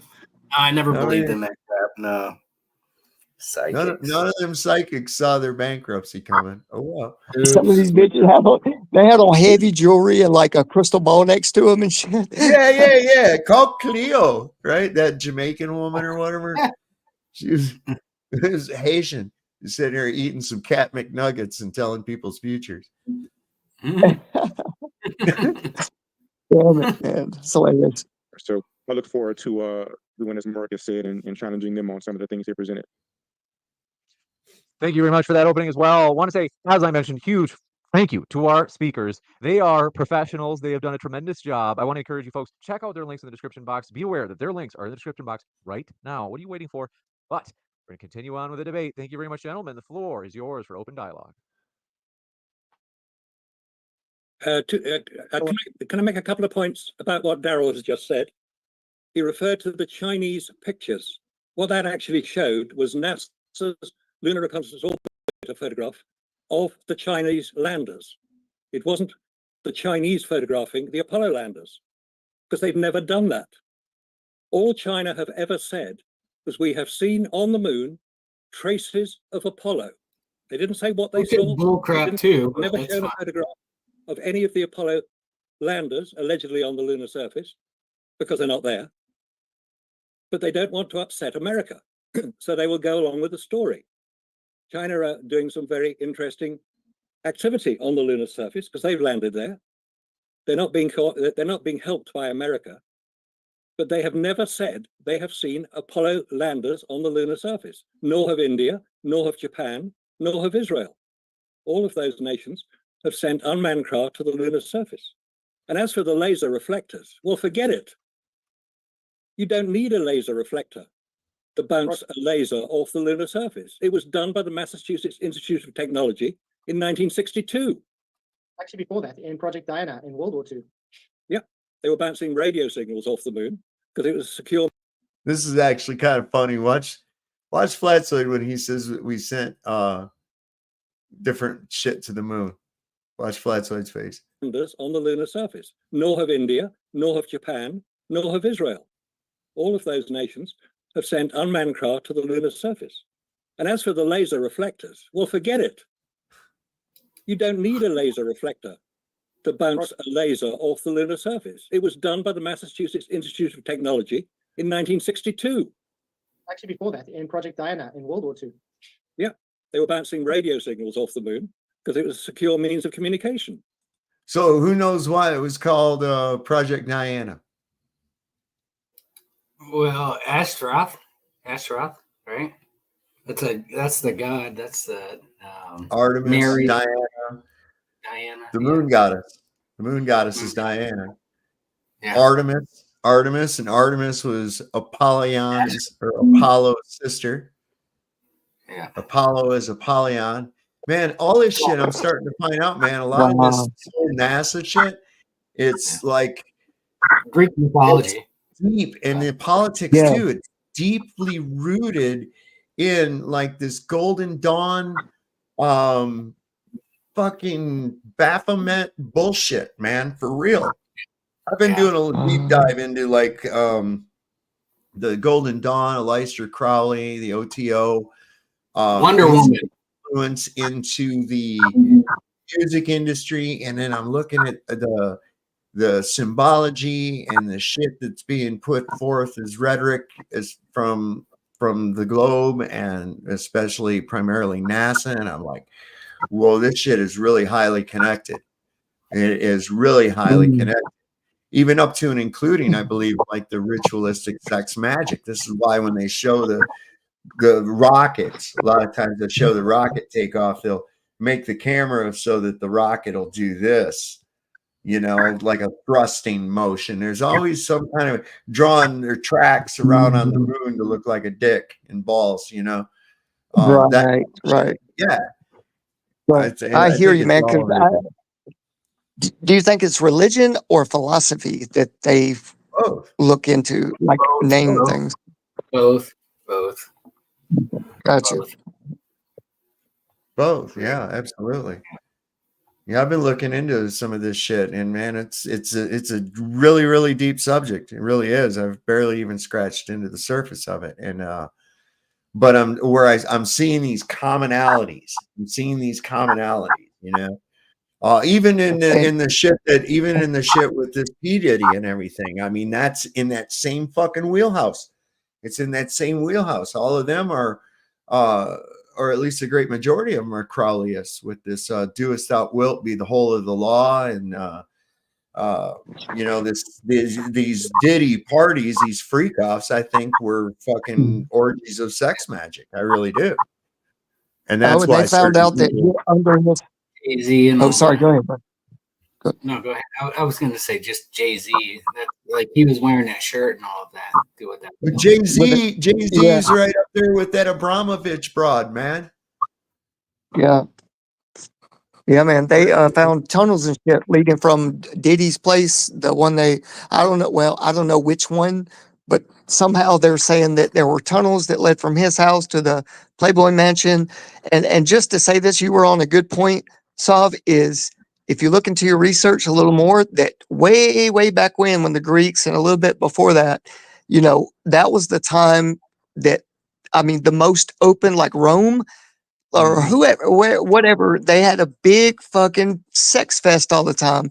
And it was mostly men on men. And it trickled up to now, man. Even It these, was Roman. man, It was look at the pain. It was Yeah. Saturnalia.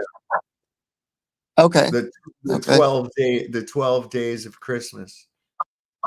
Okay. Wow. I never knew that, bro. But yeah, the Saturnalia. homosexual stuff was going on way back when, man. Oh, yeah. It's like a big thing. Yeah. Well, I forget who it was I saw talk earlier today. He says that, and it was like, I think it was Orson Welles. And he says, and the thing you have to understand, there are men, there are women, and then there are actors. And these politicians and shit are actors. Okay.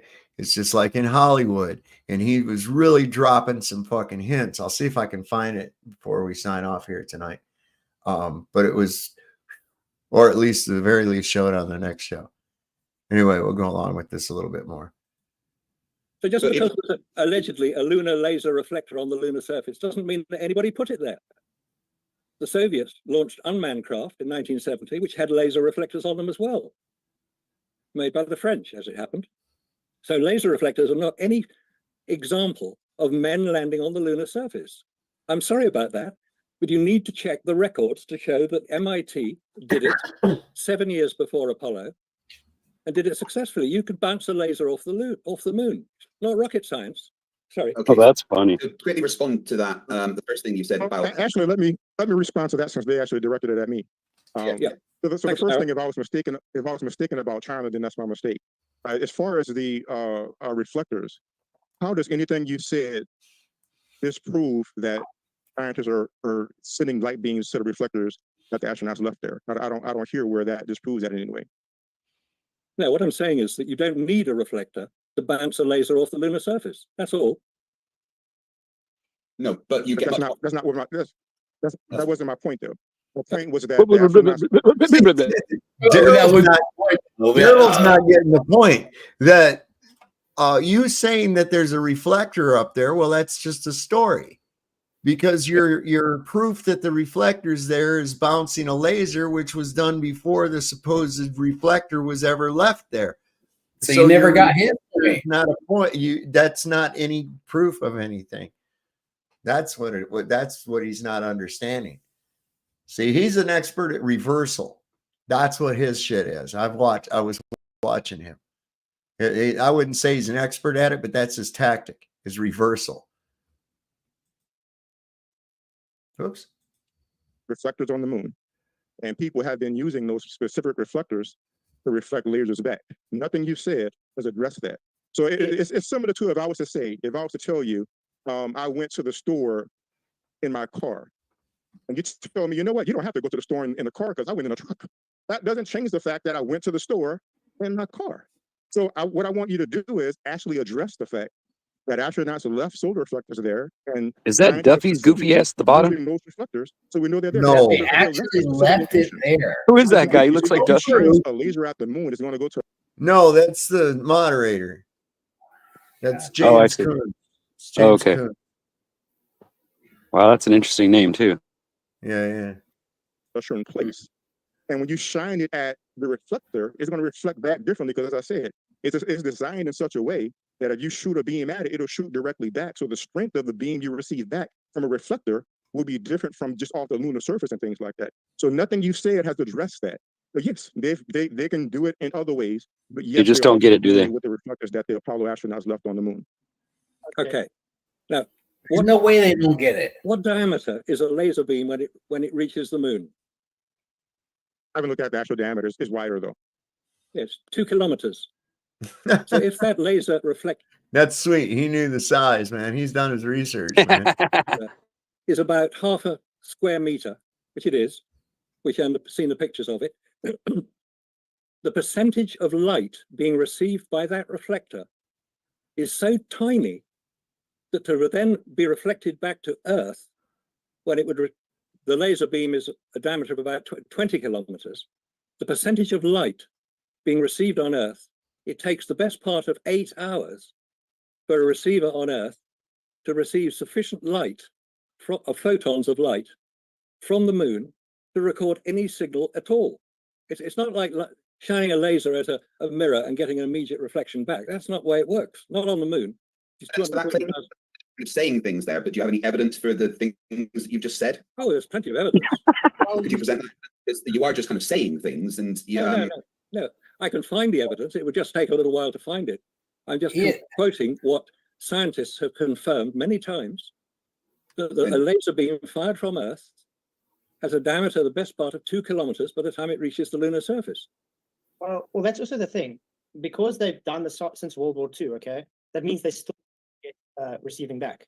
Now, as Marcus is saying, because it's 2 kilometers wide, that reflector is you're not going to get even 1% of its reading back. So that reading you're getting back would just be lunar surface reading anyway. So you are begging the question that they did put lunar reflectors on there in the first instance. You haven't proven it to exist. You're just making a claim and telling us to debunk something that hasn't been validated yet. That's it. Okay, so there's a lot of that is easily debunkable. When you get a signal back from the retroreflectors, it's a lot stronger than you get back just from the surface of the moon. You are correct that it's an extremely small amount that you get returned back. In fact, it's about 1 photon in every 10 to the 17 photons, so about 0.0000000000001% then gets returned to the telescope. That's why they designed very specific, very accurate and sensitive detectors specifically for that, to be able to detect the signal they would expect coming back from the retroreflectors compared to not hitting the retroreflectors. They've been bouncing signals off the moon for a long time, but when they put the retroreflectors there, they were able to get a stronger signal back that is, it's still extremely weak, but still stronger than just the moon on its own. So there's no problem with saying that it's hitting the retroreflector, because they've got these things that detect those tiny amount of photons back. That's why they designed that. And they can tell if it's hitting the retroreflector or not, even with the extreme divergence of the beam. Well, the thing is, would you, because obviously I don't believe what the moon, but based on your guys' belief, can there be different type of rock on the moon, which would give a different reflective capacity? They would aim it at certain areas that they would know where the regolith is, but yes, there is different rocks that reflect different certain bits, but still not as strong as what you would have from a specially designed retroreflector. And the interesting part is that as a specially designed retroreflector, what the fuck is this thing anyway? There's only so much you can do with a reflector. It doesn't have any power to it, so it's not amplifying anything. Okay, it sounds cool. Right. Yeah, I mean, it sounds cool. Yeah. Inspector Gadget crap again, Yeah. What was Inspector Gadget? Go! Wow. Go Gadget reflector.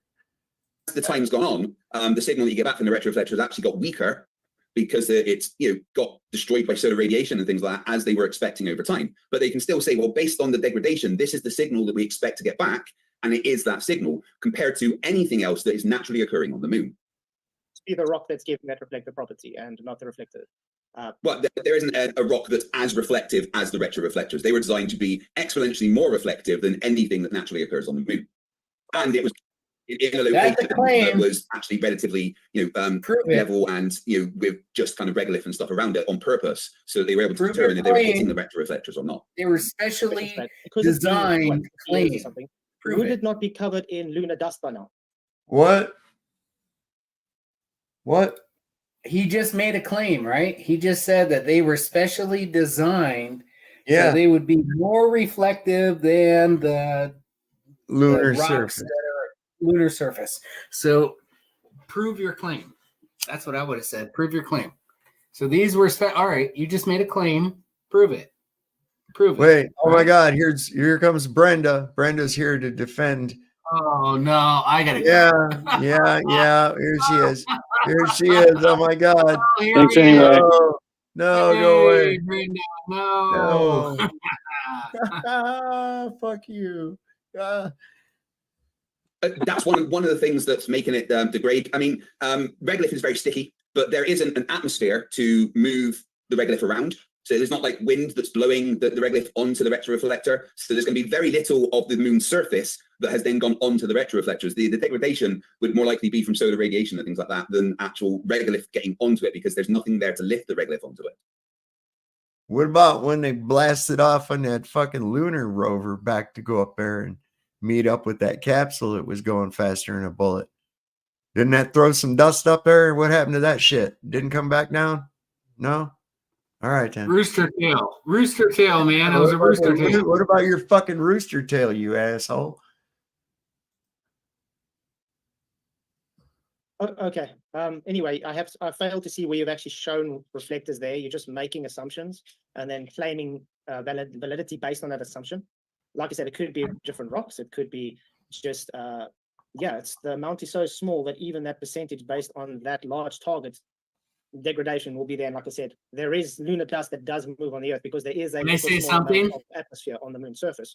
I don't know why Flatzoid played along on that aspect at all. Honestly, you know what I'm saying? I don't know, man. He literally just played along. He just basically said, well, it could be a different kind of rock and all this. Nobody believes it's rock and none of that. But so why did he play along? He played along with their bullshit. Yeah. I wanted to kind of like, I don't know. Let's see what he does with it. But boy, Flats, Well, bro, why'd you play along? I don't know. Ask him. They got you in. Yeah, I know. I wanted to ask him that too. But anyways, all right. He'll have a stream going here soon, tomorrow, probably. Yeah, I know. To move around. Even when the astronauts are there and they were there, they suffer with lunar regolith, the lunar surface dust getting in between every pore of their suits. When they actually climb and take the suit off, dust everywhere inside because of the dust on the lunar surface. Yeah, that's obviously because they were actually moving around and disturbing the dust. There is no, there's a tiny element of tiny portions of gas attached to the moon because of its gravity. There's a tiny portion of gas attracted to the moon because of gravity. What? Shut the fuck up. Oh, Dave, you got to check the private chat. Somebody posted something in there that says they saw the backside of the moon. Yeah, somebody was talking about that earlier. Dave, let me jump in real quick. Yeah, go ahead. All right, so some fucker, what the hell's his name? Derek Nelson said to me, where the fuck did it go? He's like, don't you know that Marcus Allen is like some great person? I know that. I know I've seen this shit before. All I'm saying is that if you look at this video and you look at him and FTFE, they both have turd dollops. That's all I was saying in the fucking chat, dude. There's nothing. You have to be reasonable. How dare you? To some extent. No, fuck you. Right. This is retarded. This is ridiculous. It's like I'm not taking sides on this. I'm just saying, like, they were both looking at the camera, like, who? And they both had turd dollops. You got the little dollops on their heads. Yeah. Yep. And he's too pussy. Yeah, I don't know. A dollop of Daisy. It's all right. He's got a beef with you about that. That's okay. Whatever. I don't care. I just wanted to right? show up. Whatever. Sorry. Atmosphere. There's no wind. There's no weather systems. There is literally nothing that moves around the regolith on the moon apart from it being disturbed by something else. The reason the astronauts got it in their suit was because they were moving around. And then when they took it off, when they got out of the suits in the airlocks, they then got touched by the regolith that was stuck in their suit. But there's no atmosphere. Like, there's literally no wind on the moon, like there is on Mars or on Earth. No, But what about the solar wind? no moving flag. Okay. No atmosphere. Because of inertia. That's 1/6. It moved, and there was nothing to stop that wave of energy. Marcus actually presented an interesting thing about that flag before, about the flag being wet. Have you guys ever seen that argument before? Yeah, but how we stick to things that were discussed within the openings, if that's okay, rather than bringing in extra bits. Yeah, don't bring up the wet flag, baby. Don't bring that up. That shit ain't. No. Stick to what was brought up in the beginning argument. Fuck off, Craig. Evidence right now. I'd like to ask a question about before we leave the reflector topic. Flatzoid, I heard you give the common flat earth rebuttal of just saying it could be this or it could be that. So let me ask you in general, if a scientist performs an experiment and gets a result, and you say, well, it could be this, do you think that just saying it could be this trumps whatever is done in reality? Like, do you think saying it could be this just means that whatever is done in reality is non-existent anymore? That's begging the question that what we're seeing is reality. Okay? He's already going under the assumption that what we're seeing is reality.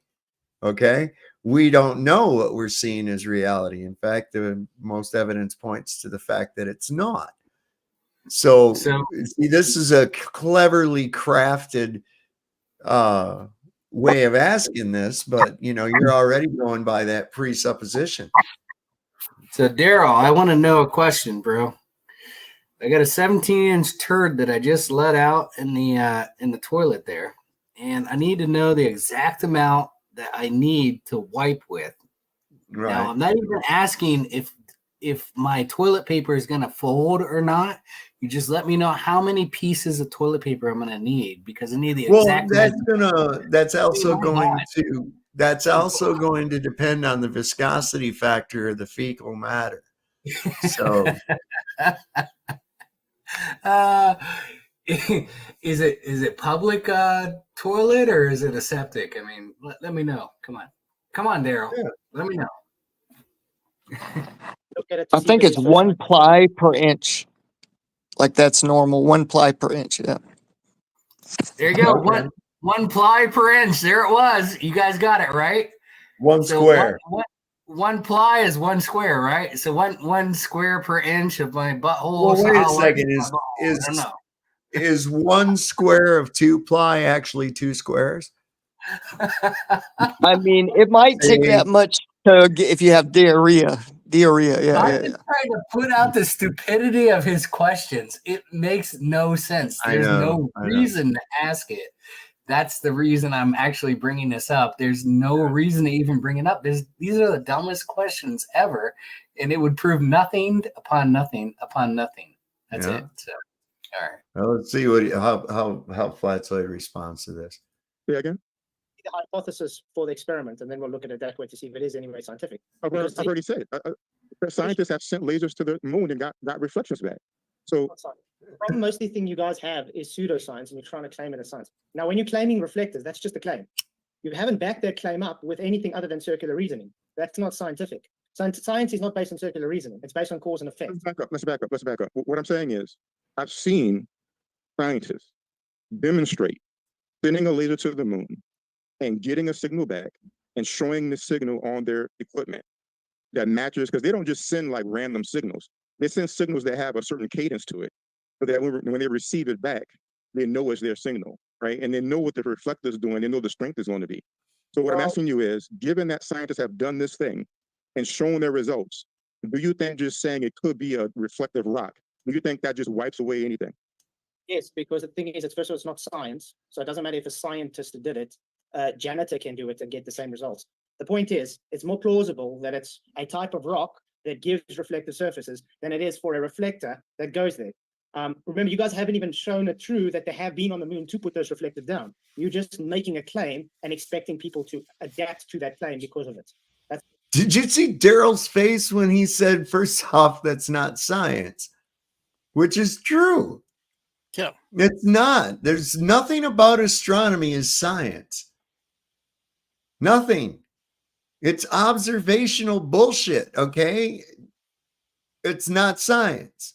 Why not subject it to be open to second opinions before they? Well, I mean, looking at the sky and then making up a story about what you see is not science. I'm sorry, it's not. Just because somebody says I'm a scientist and I looked at the sky and this is what it's doing, doesn't mean that he did any science. It means he looked at the sky, he saw something happen, he goes, this is what I think is fucking happening. How did you test it? Well, we didn't. We just looked at it. If I wipe my butt and it took me 12 pieces of toilet paper. And I observed that it did that. What, will it prove that I had a 18-inch turd? Why are we This talking isn't- about giant shits again, man? Yeah, stop talking about turds, dude.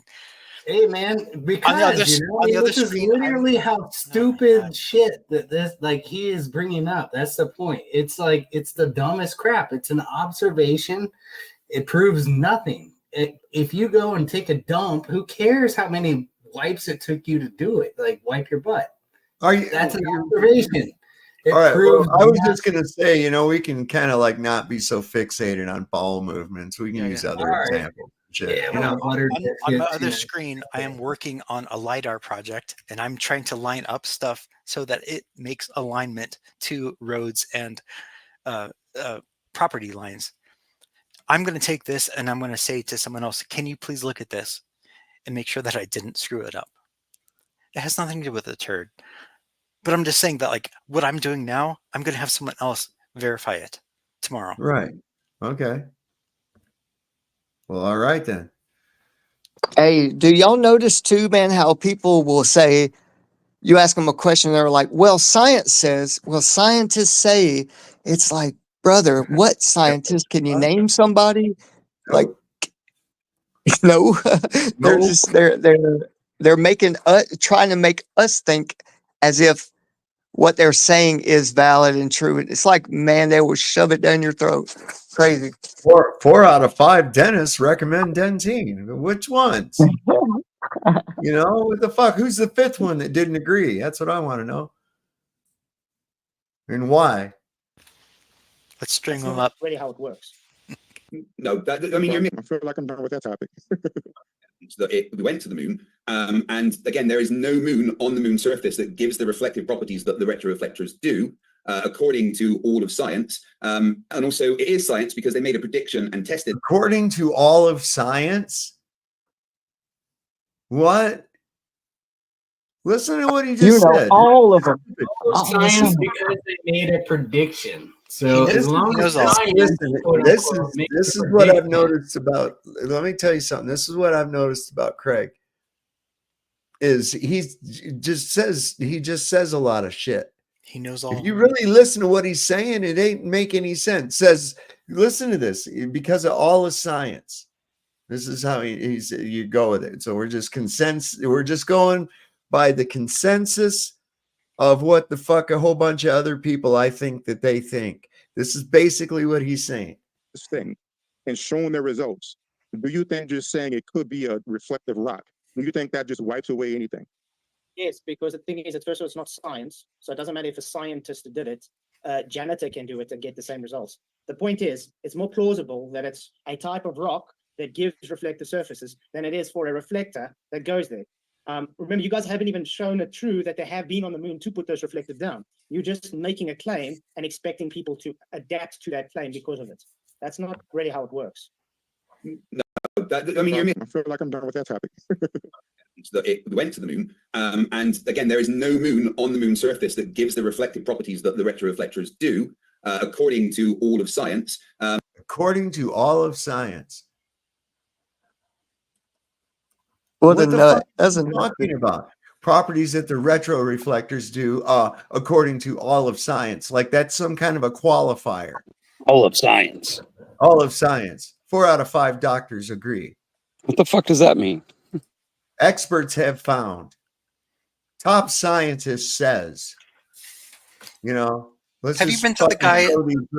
This Darryl. What? Have you been to this Darryl's website? No. He has an associate's degree in science. Well, that's good for him. I have an associate's degree in CAD. I'm associated with a scientist. Does that count? I don't have a bachelor's degree. I have a THC in cosmology and an LSD in philosophy. But that's his thing. Like when you go there, I got a THC in smokology. There you go. Yeah, I'm sure that's all you have. Creative bong making. I'm like your smoke MacGyver, bro. I ain't shitting you. But I don't care. If I got a bud, I can be in the middle of the fucking woods. I'll find a way. We should have a contest. See who gets smoked. I'd rather hang out with you guys than a guy who has clings on to his scientific associate's degree. Well, I mean, you know, science is really kind of cool. You know, when it's Yeah, but a used, community college degree. but well, still, nevertheless, this is the thing that they're relying on is by invoking science says. Science doesn't say things. Yeah, but he learned it. Okay. He First learned- off, science No, doesn't science better say a than you. fucking thing. You Science fucking is a stoner. method. Science is a method. It's not an entity. Mhm. Okay. Science is not an entity. It doesn't say things. Mhm. But these people have gotten conditioned to the point where they do believe that it is like a conscious entity of some sort or another. And they'll throw it in there as qualifier. Yeah, the It says science all god. of science. According to all of science, he says. It's like, what? The fuck does that mean? Yeah. And the consensus says. So he likes to throw in, he throws in fillers like all of science, according to all of science, as predicted, what we would predict. You know, these are just filler bullshit that don't mean anything. Because if you ask me, well, what were the predictions? Do you have them? Can we see them where they were written down, where they match what, you know, is seen? Mm-hmm. Right? Can you show them to be predictions and not postdictions? Yeah. No, you can't. So, you know, why don't you quit using up all the fucking air, Craig? Jesus. And also, it is science because they made a prediction and tested that prediction, which is literally the foundation of science. You just denying that things happen and saying it's more plausible than this does not dismiss the things that were done. You know, it's literally just denial on your part. The claims of retroreflectors are commonly known, and there's plenty of evidence to show. There's videos and pictures of the astronauts putting them down, which I know you guys would just say was fake. But there's videos and pictures of the astronauts putting them down, and that's verification that they were put on the moon. Listen, I saw one time James Bond running across the moon. You know, we've seen pictures and video of Superman flying around New York City. So therefore, Superman is really flying around New York City. I mean, for crying out loud, Craig. All right. Science is the final frontier. This is Greg saying. No, not Yeah, Craig. man. Come on, Craig. Do gooder, man. I'll do gooder. So, do you remember Celebrity Deathmatch on MTV in the early 90s? Yeah. I would love Craig to be on there. That would be fucking amazing. Well, we'll I have think to he'd see. be He might- better. We don't want to make his head big. We don't want to make him feel as if he's important, though, or that important. Yeah. No, that's why I hate to already even does. give him any. I almost halfway. I hate to even give him any fucking airtime and shit. But that'd be great. every so often, you got to go in there and just show them the lunacy of the fucking globe people, where their minds are at, how they don't even understand what the fuck they're even talking about. You know, I mean, it's like it says all of science, and what the fuck? How does science say anything? And what do you mean all of science? There's just portions of science that don't. What? Hey, and people, watch out, because this is what happens to your mind if you get vaxxed so many times. Yeah. Well, Craig's definitely got a fucking mental disorder. That's for real. He definitely got one. I'll tell you another one who's just not only a mental fucking case, but just a straight up piece of shit. And that's Toon. That dude is a fucking straight up piece of shit. Saying that this guy said that his wife, because of the flat earth, his wife was using it against him for custody of the kids and shit. And Toon says, good, you deserve to lose your kids. And it's like because he believes in biblical cosmology, he should lose his kids. You piece of shit. Really? What a fucking creep. I think Will Duffy will be there in about a year, man. Jesus. Yeah. Do you hear me? Yeah. What's Will that? Duffy in about a year. Did you hear me? He'll be there in a year. What do you mean he'll be there Yeah, in a year? he'll be right up there in about a year. He'll be like these guys, you know, just No, he won't. He's not got the brains at all. I don't know, man. No. Look, he's a con man. Yeah, he is. He's a complete con man. And his whole He's gonna thing be is like Trump 2.0, man. He's gonna be like, my ear got shot off and I'm good. You know, he's a con man, like like Might Trump- want to lay back on the beers there, bud. All right, go. There's evidence that it happened. More evidence that it happened is the fact that we can predict what we will get back when we hit the retroreflectors, and we get that back compared to what we did before the retroreflectors were placed, which was just getting a signal back from the moon itself. And they're different. We can tell they're different. We can even follow the degradation of the equipment that was put there. Right. Now, does it absolutely 100% prove that people went there and put it on the moon?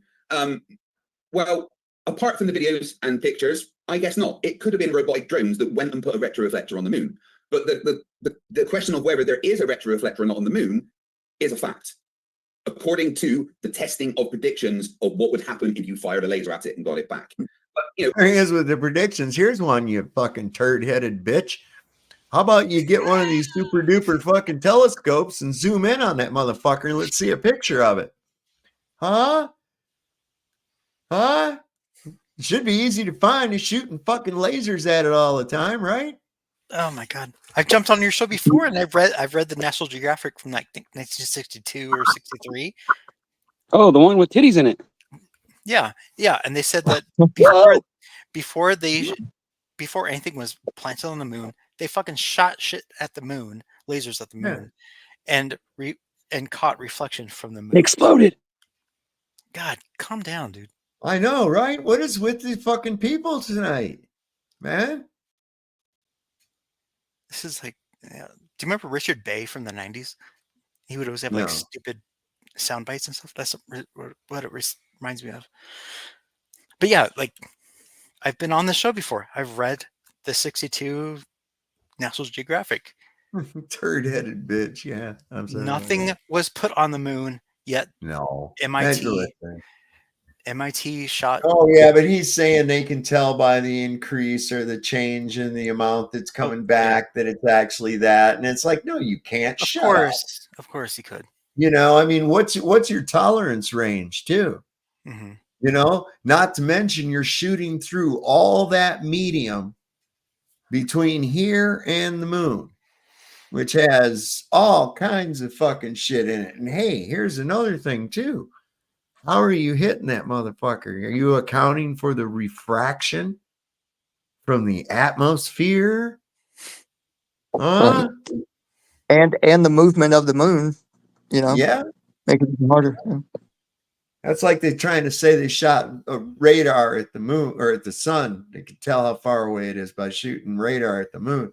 And I'm like, by the time the signal bounced back, the Earth would be over 18,000 miles out of position. No. Just proves their point wrong. Yes. Yeah, it'd be really wild, wouldn't it? They wouldn't be able to tell just because of that fact. They wouldn't be able to tell through their test the position of the moon because it's so wide. I mean, like you said, 18,000 miles. That'd be hard to predict unless you just split it in half. We wouldn't be where it bounced back to.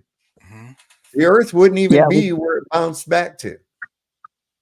Right, according to them, yeah. Well, I mean, if you're going to go by the speed that the Earth is supposedly going around the sun, the distance to the sun that they give us, that's about an 18-minute.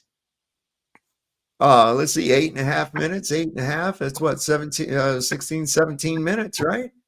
So in the time that from the time you fire the thing at the sun, which is a black body, so you can't really bounce radar off it. But if you did, that means the Earth would have been traveling for that amount of time, 17 minutes at 66,000 miles an hour. That puts the Earth completely in a different location than where it was when it sent the signal. So the signal bounces back to nothing. Yeah, good point. And, I don't understand how, if it's traveling behind the sun or if it's relative, like they say, we wouldn't be able to tell if we're going left, right, sideways, backwards, forward, because it's all relative. Like the sun moves ahead of us, or does it push us like through some kind of means? No, it's just the whole thing. The Earth just doesn't fucking move. That's all. It's just all there is to it. True They that. want True to that. make you crazy to make you think the total opposite of what reality is. And that's all there is to it. I'm not saying that it wasn't humans that put it there. I follow the evidence of the pictures and videos showing them putting it there. But, you know, can I prove to you those pictures and videos were not fake beyond your standard of evidence? No, I don't think anybody can. Just one point on faking pictures. You showed the Apollo 16 Grand Prix and presented that as conclusive evidence for man being on the lunar surface. Well, actually, I presented the analysis of that video as the evidence. Okay, now, do you know for certain that that was a real life-sized lunar rover driven by a named Apollo astronaut? Do you know for certain? According to all the evidence, it shows that it does. Was I there watching them do it myself? No. But you are now creating an impossible standard of evidence. According to what evidence? You watching a film of a dune buggy. That's not evidence, Craig. That no one should be expected to follow. The evidence presented following the analysis of the particles shows that it was done in an, even if it was smaller than we're saying, then those particles still follow the trajectory where there is no atmosphere and where gravity was of what we expect on the moon rather than Earth. You just saying, can I personally prove that astronauts actually did it and it wasn't just a miniature buggy, is just denialism that really doesn't need to be engaged with. It does, because if you examine... No, shut up. Wait a minute. Wait a minute. I mean to shut up. Well, okay. Please let me speak. Okay, but if you examine the film of that buggy, the lunar rover and the astronaut in it, you will see that he is not moving his arm. It does not move. He keeps it at one level the whole time. It's not on the controller, which is in the center. That arm, it doesn't even bounce when he goes over a big hole. So just examine that particular film closely, and you'll. I have done 4K for that version of it here, 4K 60 frames a second upgraded, and you can literally see frame by frame. If you want, I'll take you through it, and you can see his arms moving exactly as you would expect. Always with this, exactly as you would expect, exactly as predicted, exactly as you would expect. As predicted, as always predicted. I dare him. I'd like to give him a challenge that you could do a debate without using that, without saying those little phrases all the time. Okay? Without all that. And I bet you he couldn't fucking do it. That's filler. That's filler. He throws that in there. That's while he's thinking of something next to say. That's like that's exactly what that is. $1,000 for every time he says that. But you know what I'm saying? When somebody's trying to think what to say next, and they're like, right? He's filling that with a exactly as we predicted, exactly as gravity would predict, like that, because he's just throwing that in there to fill her. That's all. It's like a little preteen girl saying "like" all the time, right? You know, like yeah, kind of yeah. Oh my God! Look at that. That's a perfect fucking screenshot right there. Yeah. Look at him. He looks like somebody just hit him right in the middle of the fucking head with a ball peen hammer, don't he? Robot polisher, man. Where are you, boy? Let's pull it up. I don't think that would help him any, though. I'm gonna see if I can replicate that. I'm gonna hit this bong and see if I can replicate that look. Bro, just like he makes it sound like gravity. Oh, sorry. He makes it sound like gravity is a person. You know, as gravity would predict. You know, yeah. Hearing of the buggy and what movements are required compared to what they're hitting. It's not like they're just driving a standard car on Earth. So do you have any evidence of that claim? Can you present an analysis of the video that shows the arms not moving? Because I can present a video right now and show you frame by frame with the arms are moving to show that you're wrong. But I will first give you a chance, Alan, to present your analysis of the video to back up that claim. I prefer to be called Marcus, by the way. Because well, I apologize. You have two first names. It's very hard. Because so I'm not confused with the big American football player of the same name. He's big and black, and I'm big and white. You can tell the difference. Marcus is my preferred name. I apologize. Okay.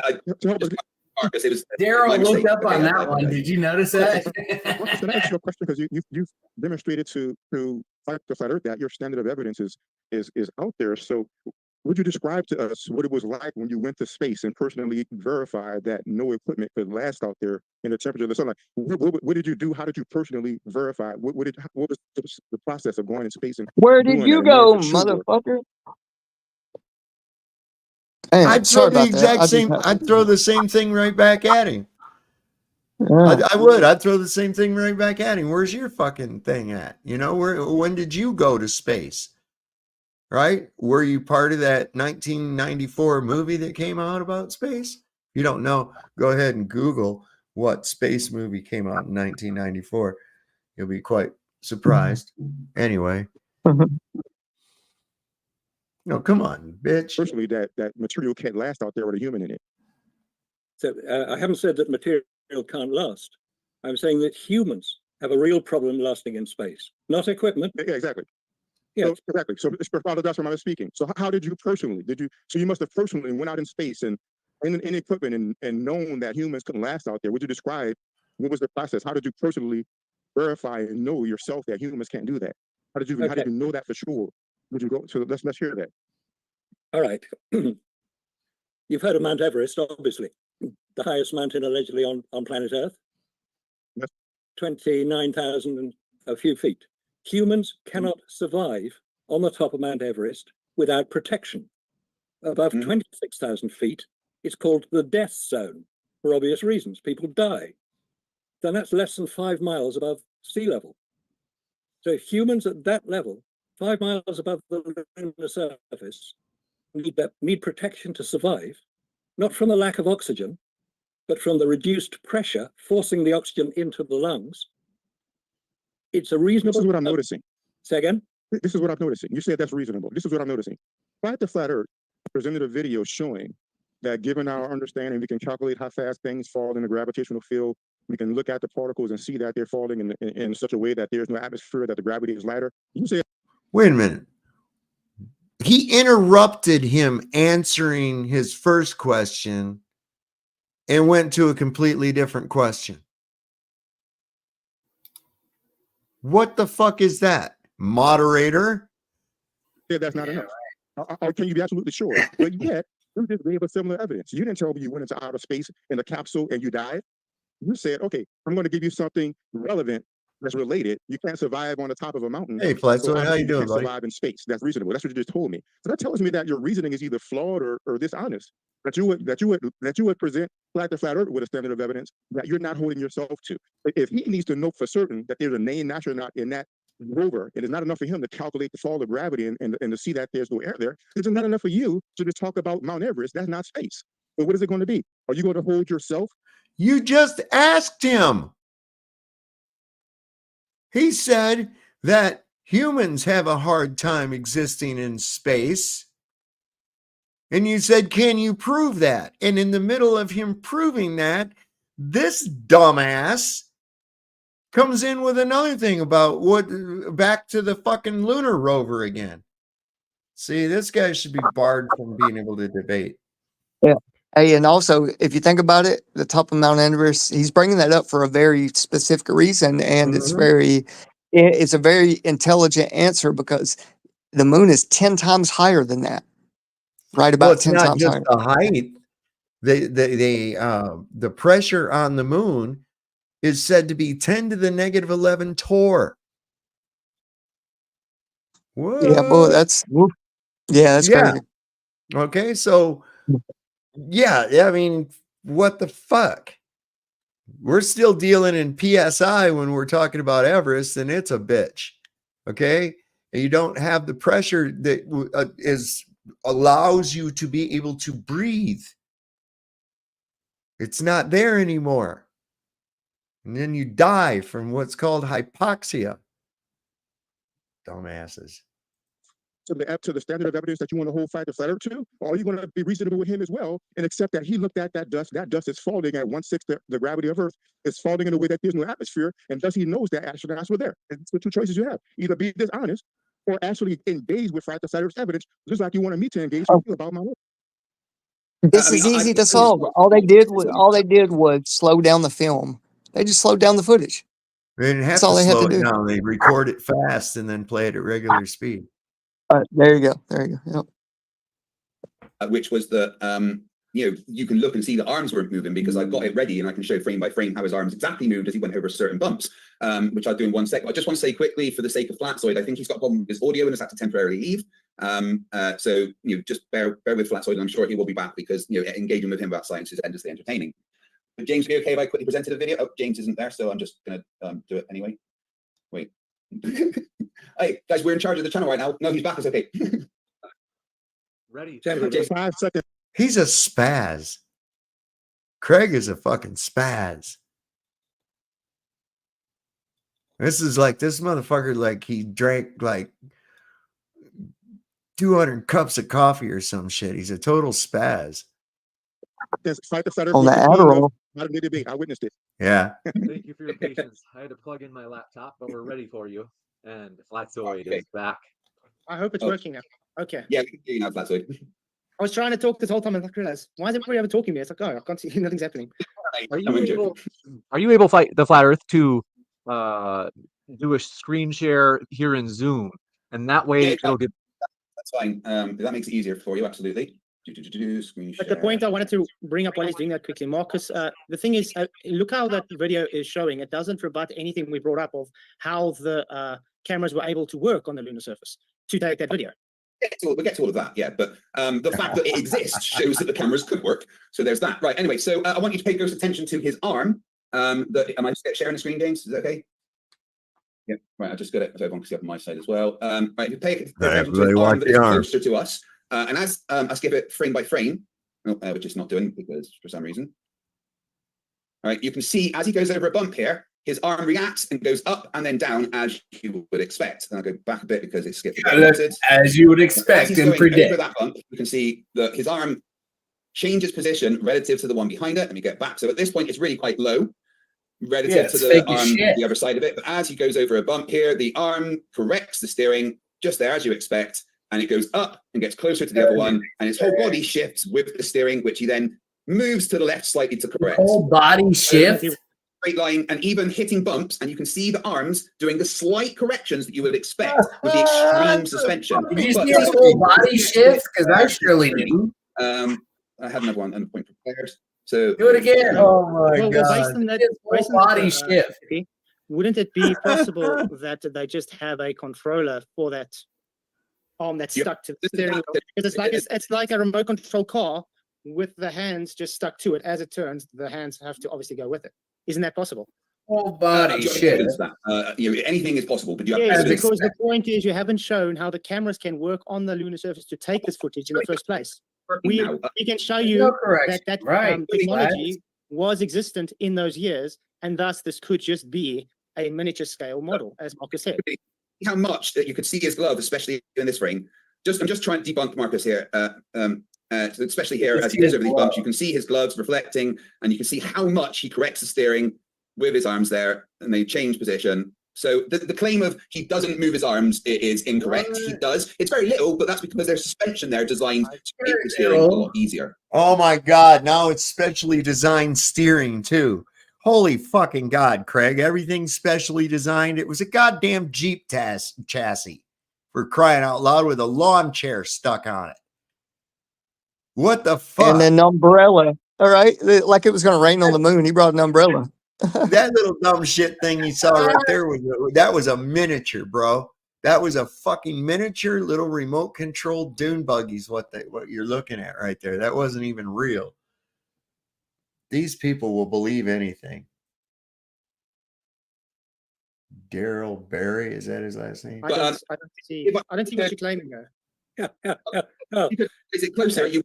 Light movements of the arms. I showed a bit on a very, when he's not even turning around a corner, he's just going over bumps, and you can see his arms correcting like this. I showed it frame. See, I showed 4K resolution of a grainy fucking video. What a dickwad. And that's what I'm saying. This can be debunked by knowing it could be a remote control car with an action figure stuck to the wheel, and it gives little recruits as it's moving. That's just normal. The technology for remote control cars were existent those days. Okay, but this is still in an atmosphere that has no environment and is low gravity. But we can get into the film evidence. Does density, wait, does density change the behavior of that dust? If there's no air, there's no density of the air, then yes, it would change the behavior of it because it would cause less resistance. So how do you know the density of the claimed dust on the moon? Oh, but with the analysis. Yeah, but that is making, again, an assumption what the density of the regolith would be, would it not? So it's already a biased analysis. It's not a bias. It matches the predictions of what we say should happen on the moon. There's Based on no assuming what the density of regolith is. Well, yeah, you have to assume that's part of science, but we've actually been there and tested the density of the regolith, but you just deny that. So it's a circular reasoning. Wait. I'm going to say this again. Again, you haven't proven they've been there. Everything you're fighting for is already saying they've been there. So prove that before making a claim they've been there, please. I was in the middle of saying something. No, what you're doing is saying every bit of evidence we give, you don't believe because reasons. But every bit of evidence we give is evidence we've been there. And all you're doing is going, well, I don't think the cameras could work because you don't understand how the cameras worked. The analysis of this footage shows that it was in a position that was no atmosphere and in low gravity, right? It doesn't show anything of the sort. Not even of the sort. And yes, Barbara, that is exactly who that is. It's pronounced Craig. That's what he always wants you to know. It's Craig. You know, so you got to say it, but say Craig, but only say it kind of gay.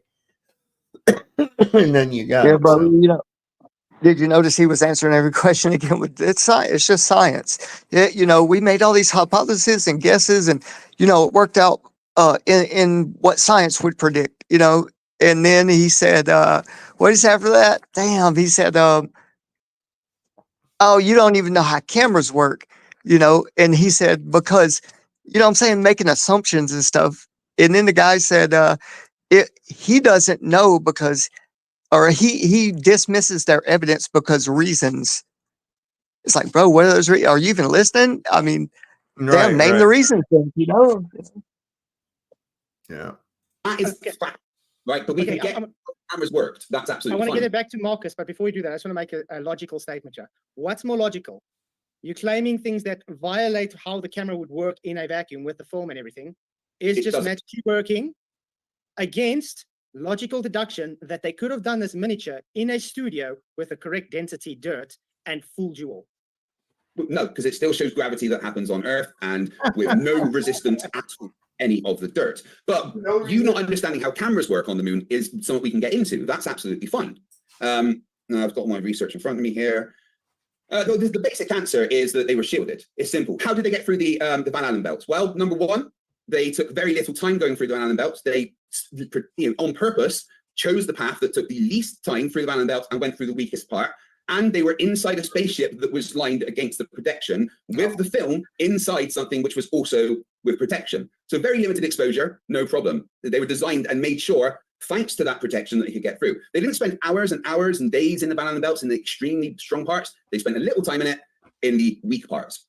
And then on the moon, simple, they were shielded. They were in contained things that kept they never exposed the film to the vacuum of space or to the radiation. It was on his chest. It was on his chest, not in a contained thing. It was on his chest, dude.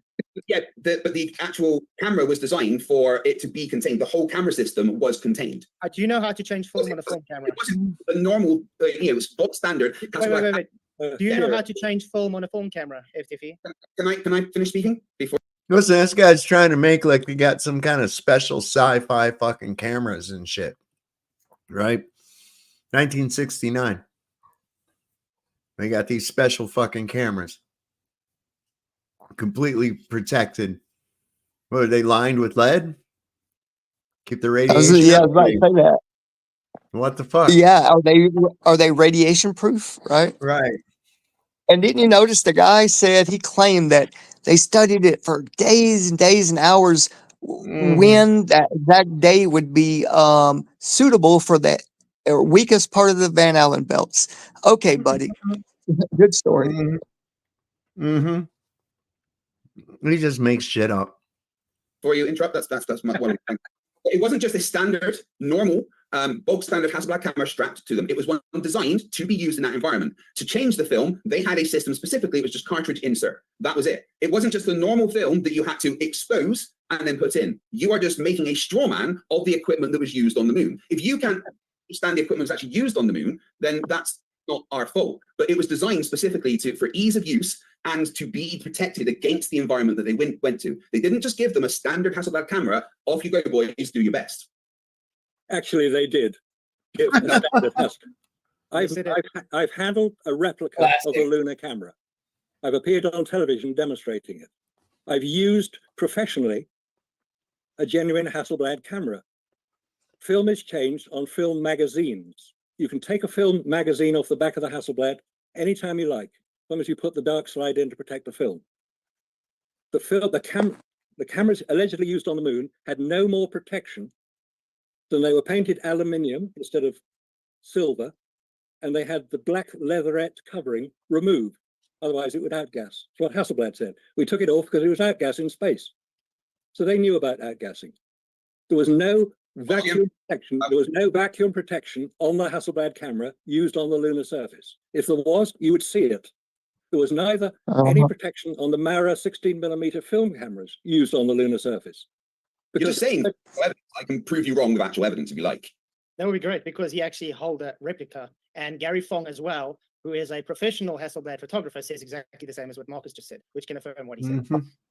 So if you, thank you. If you're saying there was protection, please show how that protection was attached to the camera and what effect it had. Okay, so hey, hey, buddy, I gotta run. My phone's on. And reflex mirror, simplified controls, larger buttons, specialized lenses, magnesium alloy body. All right, see you later, RB. Yes, sir. You have a good night, man. God bless, and everybody on the panel and chat. I love y'all, man. Have a good night. But yeah, I'm gonna charge my phone up, and I appreciate everything, man. Yep. Right on. All Have right, a good night, bro. You too. Yeah, prove you wrong. Magnesium alloy body and thermal insulation, special films, changing a film on the moon. Film magazine, instead of changing rolls of film, the cameras used preloaded magazines. These magazines were designed for quick attachment and detachment. They snapped onto the camera body securely, ensuring no light exposure or damage. The film magazines held up to 200 frames per roll, allowing astronauts to take many shots before needing to swap magazines. The high capacity minimized the number of times they needed to change film on the lunar surface. The film magazines were designed to be light, tight, and resistant to vacuum exposure when astronauts needed to change film. They detached the used magazine and put it in a specialized container to protect it from radiation, dust, and temperature fluctuations. The new magazine was then attached to the quickly. So they took it out in the radiation and then they put it into a box. Okay. On, and then followed a straightforward clip-in system where the magazine would click into place, ensuring it was securely and properly aligned. So you're wrong. I want to ask you. So when they clip that off, is it exposed? No. Yeah, of course it is. This is how full cameras work. It's exposed. That plate is exposed. Even here on Earth. Even on Earth, you know how sensitive that plate is. Radiation will definitely ruin film. Because, okay, like the fighter is reading what the manufacturers, science, and so forth are saying happen. You're saying that's not enough to work. So please give us your calculations, specifications, the amount of radiation, and let us know what the actual. Who's this guy? I'm telling you, if you've ever worked with a film camera, you would understand. No. I want you to don't tell us I'm why are you ever talking to me? Give us the actual data. This isn't hypothetical. This is how film cameras work. They have a. No. I'm talking about that specific camera. Gentlemen, just so there's not too much over talking. Let's Flatzoid, if you want to finish, we'll give you 30 seconds, and then we'll kick it right back to you, to Darryl. Sure. Thank you very much. Yes, how a film camera works. It's got a backplate. You have to remove it, just like you said with the cartridge. You have to remove. It will be exposed. Okay, even here on Earth, that it's very sensitive to dust and anything. So as soon as it's removed, it's exposed, and then they'd have to clip in that cartridge again. That cartridge also has to be open and exposed to fit against the other open exposed film for it to work. This is impossible if it's in a vacuum with a lot of fine dust particles. That's all I'm saying. Let's go back to Darryl for 30 seconds. 60 seconds. So please let us know the amount of radiation that was coming from the sun, the type of radiation, how it would have penetrated that material, and so forth. Please give us those details for that specific camera. At home. Oh my God. Here it goes, because I think Marcus is be able to tell him this. Like the Federer mentioned with those specifications. But just before that, I can quickly respond to the claim that Flatzoid said about it changing. I want to let him finish. Please let him give us that evidence. Go ahead and give us the specific evidence for that camera. Let's go ahead, Flatzoid. We'll give you a chance to respond. So okay, yeah. So just quickly, before we get. Well, hold on, wait. I think Darryl, do I understand right? You were asking, you wanted an answer So on it's supposed to Flatzoids be before. giving us the specific evidence for the radiation, the impact that it would have had on that specific camera in that specific time frame. How long was it not connected, and so forth. So let's see that, Flatzoid. You're in the hot seat, first of all, Flatzoid. Go ahead. Yeah. First of all, I didn't say anything about radiation now. I was talking about dust particles and the vacuum. But based on radiation, we have actual demonstrations where Marcus has done taking that film that NASA used and stuck it in a vacuum, and they put radiation onto it, which gave the effects which we claim. So you're not understanding that the film would have outgassing because of the vacuum, and the plate would be contaminated by the fine dust, and the radiation based just from the sun alone and its temperatures would actually cook it that you wouldn't be able to see what you're seeing. It's not my problem. It's just your incredulity to understand how film works. Sorry. Let's try this again. Michael Feather read the specific specifications. He read the specific changes that were made to the cameras and what they were made to do. You're saying that's not enough. So give us the amount of dust that would have went in that amount of time. How much time was disconnected? You even made a little separation disconnect. I would have just said 5. So if it's separated for a second and put in for a second, how many granules of dust? How much dust can the material withstand, since it was obviously made to withstand that? Give us those details and show us that what it would have impacted is over its tolerance level. Let's see that. Okay, moving the goalpost is going to work, but even 1 grain of dust would impact the film. 1 second, split second of exposure to a vacuum would affect the film. 1 split second of the radiation would affect the film. And they take. Okay, and so let's see those calculations. Let's see that. Have you ever seen an astronaut? Have you ever seen an astronaut try and hold a hammer before? As though he would understand them if he saw them. You understand? Yeah, exactly, Flatzoid. He's a dishonest little shit. He's the little you know, when you're taking a shit and you think you're all done and there's that one last little one, he followed Craig out the butthole. That's where this Darryl guy came from. Hey, I didn't bring it up this time. You take a cartridge like this on his chest with ease and just quickly putting it back. I can tell you it's probably taking longer than 10 seconds to try to get that cartridge on with those gloves that they can't even bend their fingers. There's a reason why they had to do adjustments and modifications on the lens, because they couldn't press buttons. Yeah, that's your Flatzoid. The answer is you don't know. That's what the answer is. All this dancing around is avoiding the fact you don't know. You don't have the answers. So what's going on is Fight the Flat Earth gave details, and you're just because you don't have a fucking calculation. Do you have a calculation of what it would be, Darryl? Where's your calculations of it? Let's compare notes. That's all he's got. That's all he's got. Given these generalities about general cameras and how it must be, you don't know, you don't have it. So I think we should move on to another topic. Yeah. Quickly, if I can just respond. Let's move on to something quickly before I get crushed anymore on this. Let's switch before somebody figures me out. Yeah. Listen, Marcus is a good guy. I think he'll come to the idea. Maybe not. I don't know. But he's got the logical mind, so I don't see it being a far leap for him to be able to take. On with actual specifics from Hasselblad, they designed something specific called the light tight film magazine system. The film magazine system used on the cameras were completely light tight and vacuum sealed. This meant the film was always enclosed in a protective environment, even when detached from the camera body. When the astronauts removed or attached the film magazine, it remained sealed, preventing any exposure to light, vacuum, or temperature extremes. It had a quick release mechanism, which they say Hold up a second. You mean to tell me this shit was sealed? Which means it was sealed on Earth, and it means that there's about 14 or so pounds per square inch of pressure inside of this film canister. And then you're going to expose it to a 10 to the negative 11 torr of the moon. No. Pop. Remove and attach magazines without any risk of exposure. The magazines were designed to clip on securely, ensuring they remain sealed throughout the process. So again, a normal camera, you're going to be right, but they did not take a normal camera. They took a camera designed for the environment and for the bulky equipment that the astronauts were using. All you're doing is saying, well, we don't believe it happened because of how cameras work, ignoring the camera they designed to work in that condition. Okay, they did design the camera to work in those conditions. Thank you. Hang on. Your description of what Hasselblad did is basically pretty accurate.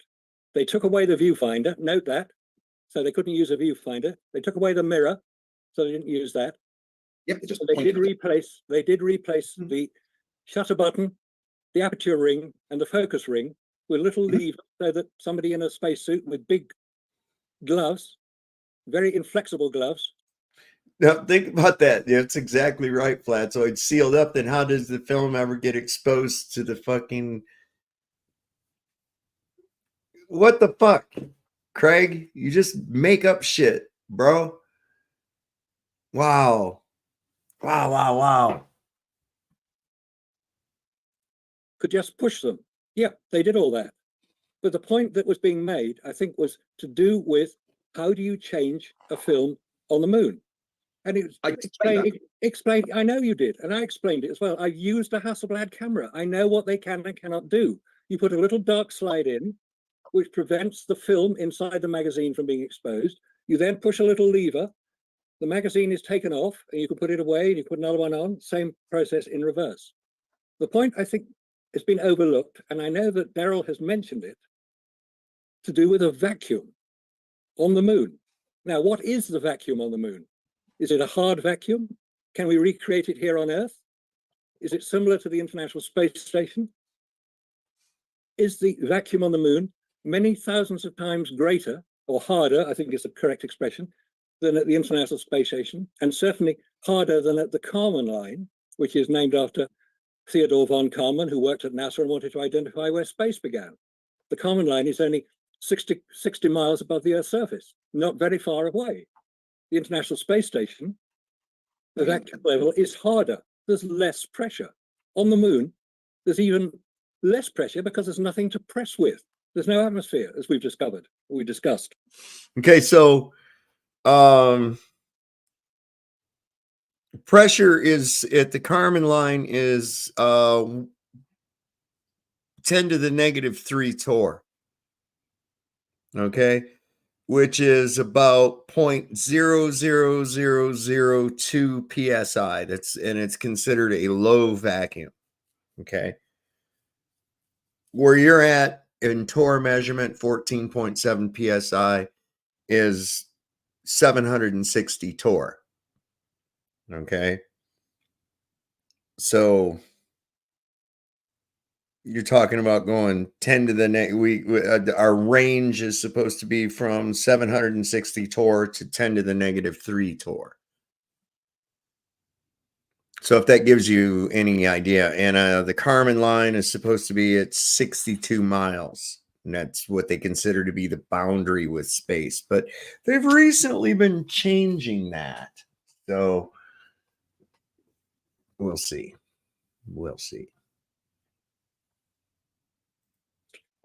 You get into deep space and you've got nothing there at all. So you've got a very, very hard vacuum. Us delicate little creatures, we're not designed for those conditions. Correct. That's why they use spacesuit. We have. Oh, and also gloves in a pressurized atmosphere like that. You try to fucking move your fingers, you're all done. You're not going to do it. And no, Dave's not here, man. It's not gravity, man. It's refracted gravilax, man. We mix that shit all together and have one solution for all the impossibilities. Come on, circle. Okay, a spacesuit. Yes, obviously. Now, many years ago, I've been doing this, you can tell, for quite a long time. Not very well, apparently. Well, okay. This was fairly soon after Chernobyl. What a dick. Did you hear Craig? Not very well, by the way. I've been doing this for a long time. Not very well, by the way. Fuck you, Craig. There, 1986, 86. Just hang on. Just don't interrupt me, please. I don't interrupt you. Don't interrupt me. It's bad manners. You mustn't show bad manners. You must be polite.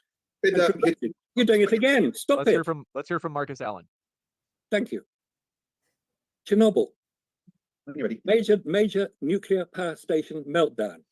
So I thought, well, hey guys, we got an answer here. These spacesuits used on the Apollo moon landings could obviously protect astronauts from the radiation and all the stuff in space. So I contacted the manufacturers of those spacesuits, a company called Hamilton Standard, and I said, could these spacesuits be used by technicians to go to Chernobyl, and now 3 Mile Island, and now Fukushima? Could they protect from the radiation conditions in those power stations? And they said, we built them according to the specification provided by NASA. You better address your question to them. So I did. And I'm still waiting for the answer. So I don't know if they can or not. NASA are not about to say so. Oh, you're still going on. It's okay. You know, and that's one of the things I thought too when it was going on. Why don't they just use one of them NASA suits and go in there? Use space suits, right, dude? No problem. Because the fucking spacesuits are costumes. Okay, they're costumes for a theatrical presentation. So could the spacesuits be used here on Earth in those conditions? No, I hear you say it's different sort of radiation. Is it? So you've got this idea that radiation is all these sort of different frequencies, which it is. I do want to switch it over. I think you asked him a question. Primarily. Oh, he asked the question a while ago, James. I've got the answer for the first question he asked, but then he just rambled for about 10 minutes. I think, what was the most recent question you just asked? It was only about 5 seconds ago, Marcus. After the first question, I've ignored everything else because I deal with a question at a time. So I'll just respond to the. Okay, Craig, can you use the suits in Chernobyl? That wasn't the first question. I've ignored everything he said after the first question. The point was about the radiation. Can you use the suits in Chernobyl? It was several questions, and I will answer the first question, and then he can ask other questions. So the first question was, what's the difference in the pressure of the vacuum on the moon and next to the ISS? Number one, hard isn't a science term. I don't know why you would say that. Number two, yes, there is a difference. On the moon, it's about 10 to the negative 12 torr. But the ISS is about 10 to negative 7 to 10 to the negative 9 torr. So yes, there is less pressure on the moon than Earth. So what's the next question? So what's the answer to that? First question, I ignored everything else you said because I was just focusing on the first question. So what was the next question? And then I'll answer that. But there's something that follows that, so you have to give an answer to it. No, I do one question at a time. So that's the first question. What was the next question? You didn't answer it. You haven't answered.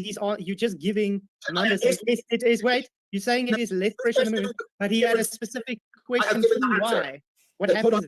Just to be sure, we got 1% at a time. Yeah, just to be clear, his question was, is there less vacuum on the moon than by the ISS? That was a question. So I have now answered that question. I will now ask for the following question. Mr. Allen, what was your next question? How do you protect astronauts in that level of vacuum? With a spacesuit. Okay, I've answered that because nobody will provide the answer. Don't forget, one of the things that was prominent on the Apollo 11 original landing, there were 6 following that, was that they had to keep the weight down. Guess what they did? They counted every stitch on those spacesuits. So they knew their weight. Hang on, stitch on a spacesuit. How do you ensure that pressure is maintained through a stitch, let alone a zipper? The zipper is the killer. Are you aware that the scuba suits exist that stop pressure in and out and stuff as well? Scuba suits work on incoming pressure. That's different. Yeah, that's pressure going outwards. Do you know what pressure would be on the surface area inside of that suit, of that spacesuit? I think there's maybe a little bit of feedback. Maybe that's what I'm hearing, but I can't tell if it's feedback or if it's someone else trying to speak. I'll give you a chance to Craig. See, at this point in time, Craig is starting to lose his shit. See, he can't maintain. He just can't maintain. It was multiple layers of insulation with multiple types of stitching that were designed specifically to keep pressure in. Just saying, I don't believe stitching could do it without looking or presenting the specification. Let's examine what's involved with stitching. Stitching, he says zippers. Zippers don't. Yeah, but even with stitching, okay, you're taking a solid object with a piece of thread or a fibrous material hooked to it, and you're poking it through a hole. You're making a hole in the object. Now, once you've made a bunch of stitches, you've made a whole bunch of holes, which are potential escape points. You've weakened the fabric, actually, when it comes to this. So what the fuck is this guy even talking about, man? That's, wow. Let me let this play. I gotta go take care of something. Is irrelevant. Mr. Allen, you seem to have jumped questions again, because you said about the pressure and then you asked something else about the suits. Just saying you don't think they would work with no evidence isn't really, something that can be engaged in with discussion. If you would like to talk about the technical specifications of the suit, then that's absolutely fine. But you obviously don't know them because you wouldn't have said that. They were designed to keep that little pressure difference. Is a zipper airtight? They can be, yes. In a vacuum, a zipper. Yeah, Where? There's zippers that can be airtight. Yes, absolutely. Show me. Can you show us Prove the it. Would you like me to show you the manufacturer of an airtight zipper? I can do that if you like. Yeah, show us testing the Product. airtight zipper, please. Oh no, so now you've changed it from showing me an airtight zipper to testing an airtight. I love how you just moved the goalpost Well, there, fan. The reason I'm asking, can you show them? Because a lot of products make, wait, I'm talking. A lot of products make claims. A lot of products make claims that's not actually true. That's why when you ask for manufacturing demonstrations, it's to show their product holds true. I can easily say I make shirts that are unterrible, but if they're not tested, you can't prove it's unterrible. I can show you videos of spacesuits being tested. James May wore one in a vacuum chamber and it worked. Oh, He didn't die. yeah, this is good, y'all. This is good. Now, see, this poor toxic son of a bitch. This poor toxic son of a bitch can't hold his shit together for how long has it only been? An hour and 19 minutes into this fucking thing, and he can't hold his shit no longer than that. That's pretty bad. And this is another thing too. Just the persona between people who are confident in what they're saying and those that are working from a fragile belief system. You see a high amount of agitation, both from Darryl and from Craig. From Marcus and from Flatzoid, I see they're calm, they laugh, they're not interrupting, they're not losing their shit. It's very telling. And it's this kind of behavior that people are noticing. It really is. With the videos of it. Sorry, with the military guy standing in the same chamber as him, just with a face There's mask no on. guy in the same chamber. He was. They were outside the chamber where he was in the chamber. You can see the water boiling in front of him, even though there's no temperature change. You can see the things around him reacting to the pressure change. He was in a vacuum chamber and there was nobody else in it. What you just said isn't a lie. That glove was attached to an air hose on the wall. The water, you can easily have bubbles pushing from underneath. Walk it back, He Craig. literally had Walk a it military back. man standing in the chamber with him, with Show a me the mask on. Show me the video of him in the chamber. Where is it? That video doesn't exist because that didn't happen. I actually like that.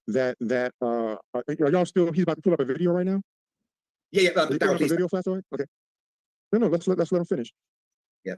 I mean, I'd love to see a military man in the same vacuum chamber as James May when the chamber's on and active. And you shall. I guess he's just searching for a non-system video. No, I've got it. I just want to share my screen. Yeah, okay, please go ahead. It's gonna be funny, guy. Ready for the share. It's gonna show a military man in a vacuum chamber. Wait, I got it first. Or is it someone outside of the chamber? Who knows? No, it's really. Can you see this? Yes. Okay, let's quickly go. Yeah, I don't want to really because I'm scared of copyright because BBC, but I'm gonna do it like this, so you can actually see. Yeah, it's muted and stuff, but you see he's like this because I've actually got copyright strike for this video before when we went through. So you see he's standing there. He's going inside. There, she's gonna close the door now with him inside. You can see there's the glove behind him. There we go with James May. Okay, And yeah. I know what you're seeing right here. This is standard Air Force battle dress uniform, fatigues. Okay. He's wearing a gas mask or an oxygen mask and a helmet. So this is like what you would normally have for, say, a crew member on a bomber or such like that. Whether or not he has a pressure suit on underneath of that or not, it doesn't look like it, like a flight pressure suit like fighter pilots wear. But no, I don't. I see an open area up here around his eyes, which would also be very sentient. Now that's something you want to ask yourself too. Now there's this shiny stuff that's on your eyeballs, and there's stuff inside your eyeballs that are of a liquid nature. How is it that his exposed eyes didn't boil, but the water did? Wonder why it didn't affect that where it's exposed. I don't know. Anyway. Closing it. Oh no. Now they're doing the valve release. Oh no. Oh, what's going on? There's the guy standing with him and the glove. Oh no. What do you have to say? What do you have to say? Well, the guy wasn't just not wearing anything; he was wearing protection. He only had a gas mask. He only had an air breathing mask. That was it. So Yeah, what was the use? What is the use of his spacesuit? to show that it works in a vacuum chamber. But you said there was gas mask. in Why there, don't, why don't the people just have normal military grade gas masks then? They don't need. So the guys standing in there with the guy in the spacesuit are just wearing an oxygen mask. Like, come on. Spacesuits. They had stuff that because they don't need a spacesuit for that. They're just showing that. Do you the know what spacesuit- happens in a true vacuum? Wait, do you know what happens in a true vacuum? Others are still talking that they were using equipment that was also suitable to be in a vacuum chamber. No. The only part of it that was suitable was the ability to fucking breathe. Outside of that, no. Skin suitable for a vacuum chamber. Are you smoking pot? Yeah, actually, I am. But Yeah, they had actually, equipment on yeah. that was suitable to be in the vacuum chamber. Can you show it when it was on and show them in the vacuum chamber and what they're wearing when it's on? Yeah, you saw the glove was expanded. I Yeah, think I and- showed enough. Just concede you were wrong, man. It's as simple as that. No, I'm not wrong because they had protection on. You said there was just a military guy in there with nothing on, but he had protection on. What protection? He has on clothes. Irrelevant. It's really, you're showing you don't want. You just hang away from missing much What they're wearing in a Agosti. So the two military men are actually wearing an Agosti. It's the pressurized suit. It was battle fatigues. Those weren't pressure suits. Those were BDUs, man. Battle dress uniform. Those were fatigues. That's not what pressure suits look like at all. Remember Maverick walking down the tarmac to go get in his fucking, I feel the need for speed. That's a fucking flight suit.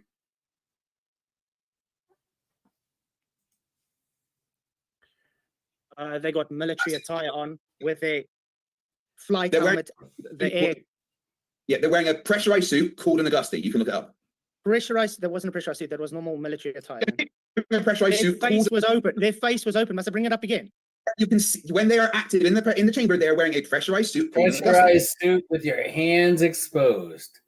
Freaking It's dipshit. not a pressurized suit, man. Those were BDUs. Okay, that's all. Nothing With your more. hands Nothing exposed. less. Dumb shit. Well, which shows that the vacuum wasn't that extreme. That's the point. They didn't test it in the extreme vacuum. Because if those people were in there with all that shit exposed and everything else, and all they needed That was would an be the oxygen final mask, experiment. then that must be all they need out in space too, right? That would be the final experiment, right? Let's go ahead Yeah. and try it. Let's do that final experiment right now. Yeah, sure. Anyone I got that the believes suit it, over crap. here in the closet. We'll just go out here to my vacuum chamber and I don't know why we have to keep going through this because you were just shown wrong because you said I can't present what I claimed. What you Okay, claimed? man. Protection. There we go. There's the guy standing with normal military Where- attire. Which guy? That's Yeah, can't yeah. you see that? That's the guy's name on his tag. Yeah, that's a pressurized suit called an Agosti that he's wearing. This. Where? Show me. That doesn't look like a pressurized suit to me. Is this the bit where it's on? This is them standing with him just before they closed the doors. All right, let me just get the specifications of the suit up. that is not a pressure It's suit, military Craig. attire.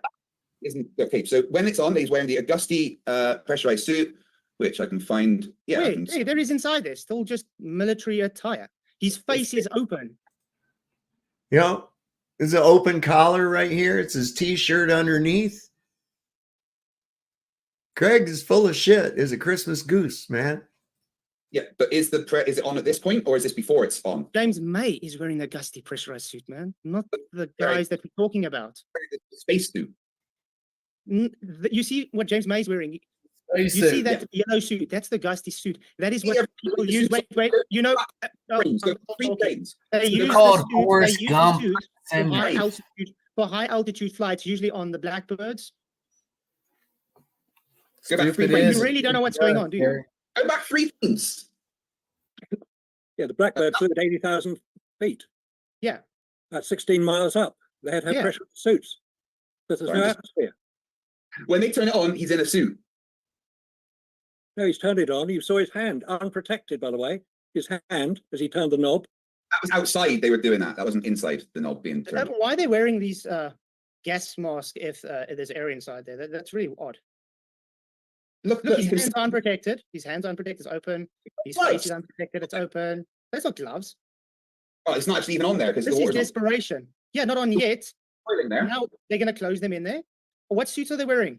Oh, no. There we go. Unprotected hands. Remember, they already closed it now. Oh my God. Unprotected face. There we go. They're closing. Look. There we go. Unprotected faces, unprotected hands. So what you going to say now? Well, His hand. big I just saw his uniform. hand. Wait. Going to see his hand again.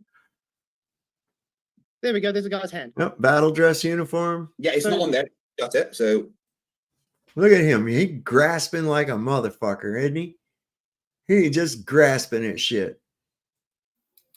There, his hand.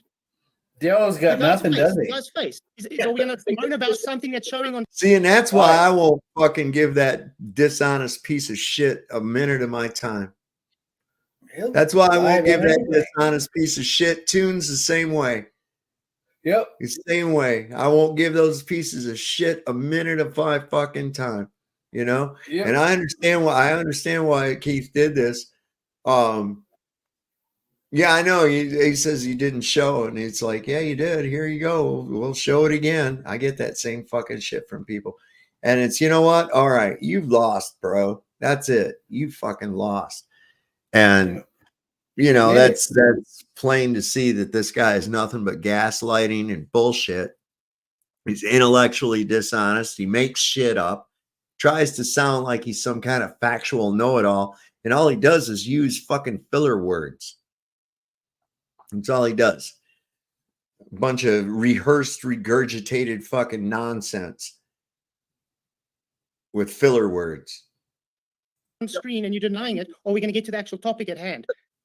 They haven't actually done. I'm sorry, I'm done with this. I've shown you wrong. Can we move on to the topic, please? It'd be wrong though. I like to ask Flatzoid something in the hopes to be an example for others to stop this from even being presented anymore. But you have mentioned that the second law of thermodynamics means that they couldn't have gone to space because the air would escape into space. I would like to see your calculations that demonstrate the Okay, Phil, man. Phil. Brought it up. Idiot. You brought it up and you're about to fail. You're an idiot, Darryl. Okay, bro, answer the question. All right, let's go. Leave that for the flat globe debate, rather, because this isn't flat with globe. How much you had to drink tonight, Biscuits? More than one. Yeah, I can tell. I can tell. Hey, all right now. It's been a while. It's been a while. Don't matter. Sure. I can always tell. I can always tell. Yeah. I can always tell. Because that in this debate. Shouldn't it here? Well, so let's see the calculations. Again, obfuscating from the point. Whoa. Keep to what we just shown on the screen. We're trying to figure out, can the zippers hold air in? That was the whole point of what you're doing. You're moving. You're moving to a different topic. You don't want to move to entropy, mate. It's going to be even worse. So can we move on? Can you please keep on? Why Craig is claiming a zipper can hold air in? When they're designed to, yeah, a zipper can absolutely be airtight. I don't know why you would claim they can be. So can you show this to us? That's what we're asking. Yeah, you just showed a video of it, actually. So that was good. No, that was showing against what you're claiming. The military personnel accompanying James May in the vacuum chamber were wearing US Air Force A/P-22S-6 S1034 full pressure suits, commonly known as David. See, he thinks that makes it more factual or something. The US Air Force P-22 6S134 full pressure suit. Science. Nobody gives a fuck what the fuck it's called. Science. Clark suits. They have a lid that can be pulled up over the gas mask, which they did when it became pressurized. These suits are designed for high-altitude pilots and astronauts to provide protection in low-pressure or vacuum environments. The A/P-22S-6 suits, developed by the David Clark Company, have been used for various testing scenarios, including vacuum chamber tests like with James May. James May were doing it, exactly, not the two officers. James May was wearing these from Apollo, not these full suits that are actually designed by the Air Force to be worn at the. They actually had something that pulls up to cover their full face when the pressure was removed, which you. Yeah, because they showed that. For some reason, didn't show that part of the video. It was interesting. Because it wasn't true. It's not even part of it. You're just making up shit, Craig. Who's them in Y'all there? tell me what's the point of this interaction about the suit right now, by the way? What is the overall point? What's the The spacesuits can't work in the claimed Yeah, atmospheric pressure that they're claiming to be on the moon. Yeah. So, right. So, one question for you about that specific. Do you know what pressure differential is, according to the globe and NASA and everything? What is the pressure differential of inside and outside of the suit when they're on the moon? Well, they make it 0.3% or something, so it blows up like the Michelin Man.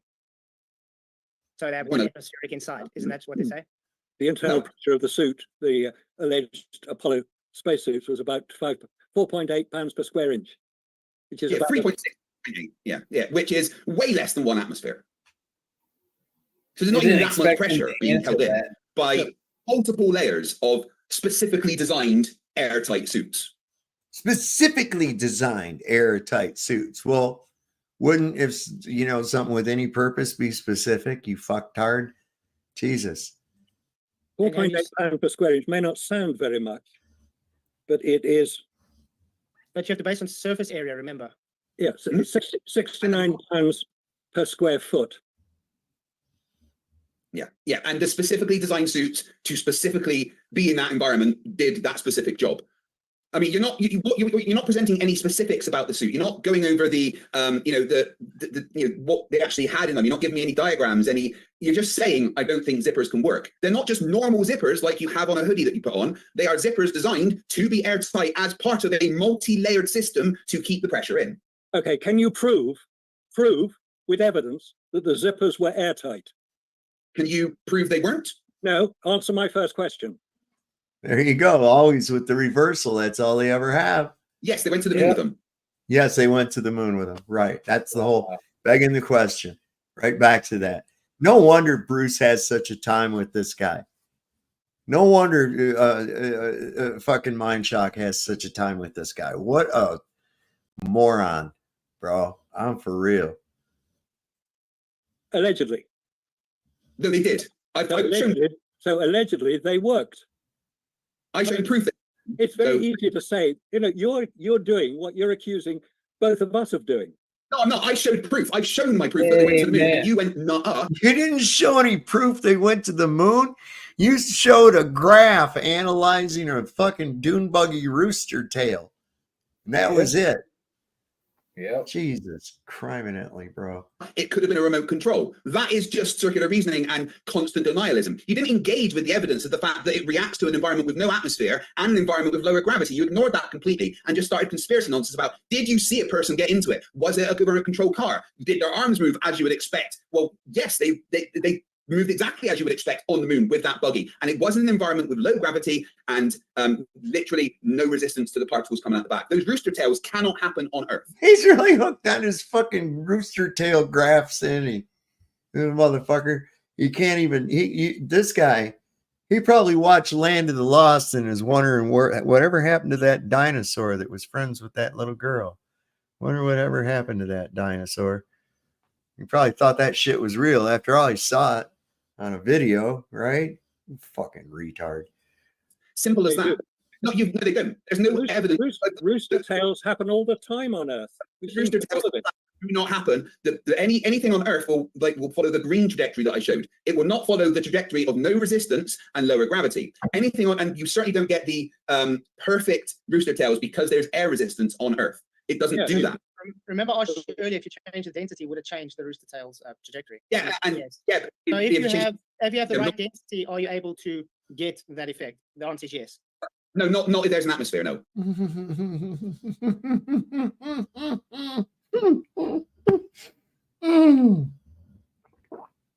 Oh Lord Jesus, help me! How long must I go on? Who said that in an atmosphere? Like Marcus said, it could be a miniature done in a vacuum chamber in a studio. Well, it could be anything, but if you give evidence for that, I'll engage. It's probably a G.I. Joe on a remote control thing in a sound stage. That's most likely the case. I would say that is probably most assuredly the case. But I'm a grown-up. We're dealing with some childlike minds here, man. And this motherfucker, I think he learned Klingon or some shit too. I mean, Can you imagine taking the time to learn a language that's fictitious?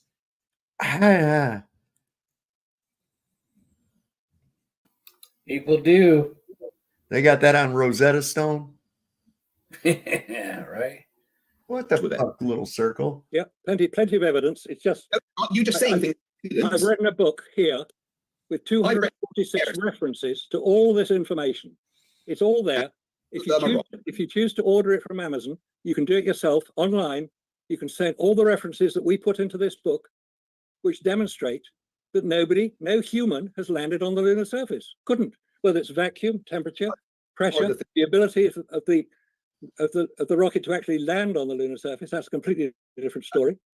Now, okay, so there was one thing about heat which I haven't really had a chance to engage with, and you're like, well, you put something in there, there's a temperature. I mean, your misunderstanding of heat transfer is quite funny, and I'll debunk it with a simple explanation of what I do Monday to Friday. I go to the gym first thing, I do a nice workout, and then I go and have a swim, and then I get in the steam room. All right. Question for you, Mr. Allen: how hot is steam? 100 degrees centigrade. Honest crap too. I can sit in a room for 20 minutes with stuff that's 100 degrees centigrade. Because you're convection. Thank you. Convection. Because convection. That was easy answer. The steam is 100 degrees centigrade. Ah, right. So how come I can sit with that steam touching my body all over, me breathing in that steam, and living in an environment of steam without boiling at 100 degrees? Wait. Convection. You're the answer to that question. I guarantee you'll burn your skin. Where you're sitting, it's the humidity that you're breathing in. It's not the steam itself. The steam is steam is in the entire room. It is a steam room. It is full of steam. But it's humidity that you are breathing in. The steam is literally what's being picked up from the bath. I guarantee you, go to the sauna next time and stick your hand over that hot bath and see what's going to happen to your skin. That is steam. Not what you're breathing in. That's humidity. Full of steam. That steam is touching my body. It's not just steam there. The whole room is full of steam, and the steam is 100 degrees centigrade. Yet I can stay in that room. And due to entropy, that steam is losing its temperature as it leaves the source into the rest of the box you're in, stupid fuck. For 20 minutes, go and have a cold shower, come back and be in there for another 10 minutes without boiling. The same applies in space. The reason I don't boil is because there is not a lot of steam compared to the total volume of that room. There is gaps between the steam. Now, in space, there is so little to transfer any heat energy that you don't gain much. And there's protection. Man, I can just imagine going into a steam room and running into his pasty fat ass in there. Oh my God. Against the radiation that is causing heat and things that heat up because of radiation, but the actual heat transfer, there's not enough particles to transfer that heat. The same as in a steam room. There is not enough of the steam particles to transfer all that heat to me. Wait, so the heat, let's say if I take a blowtorch and I hold it far from you and you just feel a bit of heat, that's what atmosphere. If I have no atmosphere, you're not going to feel any heat. But what happens if I hold that blowtorch towards your skin, even without an atmosphere? Will it burn you? Yeah, because you're directing the particles, a lot of them, in a very... So you wouldn't be able to disperse that heat around because there's nothing to disperse that heat away. The particles are actually hitting me. You are firing particles out of that blowtorch that are physically being forced into me, a lot of them, in a very short amount of time. The same, if I hold my hand over a kettle when it boils, because there's so much steam in a short amount of time, my hand will burn. That steam is the same temperature as the steam in the steam room. There's just less of it in the volume to transfer that heat energy to me. No. In space, there's even less stuff to transfer heat energy. And things rotate in space as well. Like, for instance, the ISS, it gets heat energy from the sun because of radiation, but then the other times when it's facing away, it radiates that heat back out. In space, radiated heat back out into what? You said there's no atmosphere. Yeah, but radiation, infrared, and things like that. Yeah, it does. But, I mean, that's why we have a talking about here on that. Earth. Wait. Yes. Can I go ahead Darryl has not, as if he's the most important person on the room. Okay, carry on. All right. I was just saying, for those equations now. Like, okay, there's two people speaking still. Go ahead, Darryl. Sorry, Darryl should talk. Go ahead and show us the actual understanding of how the second law of thermodynamics would do that in the language of second law of thermodynamics. Let's see those equations and values and so forth. This guy cannot debate. His crap is so retarded. Do you believe that, according to entropy, a open system will hold gas into that system. Gravity. My understanding is you don't actually have that, and you're trying to I change don't need it to bring up from you equations. addressing I'm that. Is that asking correct? you a simple, basic, logical thing based on second law thermodynamics. If So you have what I'm set an understanding, open system, which is low pressure, if you open a system which is higher pressure inside and open that, will the air Classic evacuate from the flat. available system? Will entropy what increase? I'm That's understanding is when twice. you said the second law of thermodynamics dictates this, you do not have the equations, you do not have the math, you do not have the You have- backing in that language. Well, you to- haven't to- to- given me a scenario to give an equation. Yes, that's okay. Yeah, he okay. just said I didn't present a Ah, tripped his ass up. Yeah, sure did. See, that's his go-to is, oh, where's your equations in your math? Give me Well, a you haven't scenario. given me any you haven't given me any scenario. So what the fuck math are you looking for? You're not looking for math. You're trying to shut me up by asking me to go dig up a fucking equation or sit here and work something out for you. Fuck off. Yep. The reality of it is you're not going to have any gas pressure at all without containment. Yep. No And ands, answer the ifs, question. or buts about it. If you think so, then demonstrate this shit. Demonstrate it. And don't just point at the sky and tell me a story about what you think is occurring. That dog don't hunt, baby. That dog don't hunt. You need to. And for the record, he's already asked the question twice. 2 times he's already asked the question. So let's keep going. Let's see how many times he asked the question. And he avoids it. scenario, and he's trying to ask me for a different scenario. You presented a scenario. You said that the atmosphere would escape into space, so we can't have gone to the moon because if the Earth was a globe and so forth, the atmosphere would escape. So I'm asking you, according to the second law of thermodynamics, to present that in the language of second law of thermodynamics. Show us the equation, show us the math behind it, and let's see that. Or will you just admit that you don't have that and you're just claiming stuff, but it's repeating what you heard on a meme or something? Will you actually have it to back up what you said? Or Well, you don't have to be condescending, man. What the hell is wrong with you? You say, I mean, it's literally the law. He wants a quantification of that makes no sense. It's you don't need a quantification of it. Okay, it's either a closed system or an open system. You can't have it be both ways. And according to the law of thermodynamics, a closed system operates in the function that energy can transfer, but matter cannot. Whereas in an open system, matter and energy can both transfer. Okay? And how many That's pieces all. of It doesn't toilet matter paper how did I- fucking big. It doesn't matter how big or what the error of time is going to be or anything else like that. The fact still fucking remains. Yep. This is one of those assholes that wants to get tied up in the semantics of shit that don't matter. And he thinks How that many makes him look pieces of smart. toilet paper- How many pieces of toilet paper did I use when I had? Yeah, that was it. I mean, seriously, that's all it is. It's bullcrap. Of entropy, and this is why I built the scenario for you. If I have a closed system, let's make this box. This is a closed system. Okay, this will be a vacuum chamber. Okay. Now inside the vacuum chamber, I have another box, and it's got air inside that box. What happens when I open that box inside this vacuum chamber? But before we move on to something else, what I'm we're asking hearing you a is simple question. It's answering his question right there. Yep. And he Third won't- time already. Before we move on to anything else, show me numbers. Fuck your numbers, dickhead. I'm asking you a simple question. I'm building a scenario for you. What happens when I open Fourth the box that has air inside this vacuum chamber?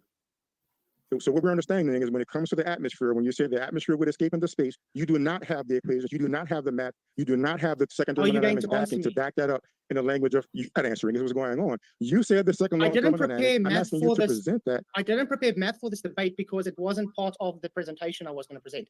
Okay. So you But don't I'm have giving it, you so we can move logical. on. That's fine. I'm asking you what would happen. There, he thinks he made a big point. He thinks he made it. There, see, I proved something because he doesn't have That's the fifth. some mathematical equation based on some mythical fucking scenario. What the fuck? That's his 5th time he asked, though. We're up to 5.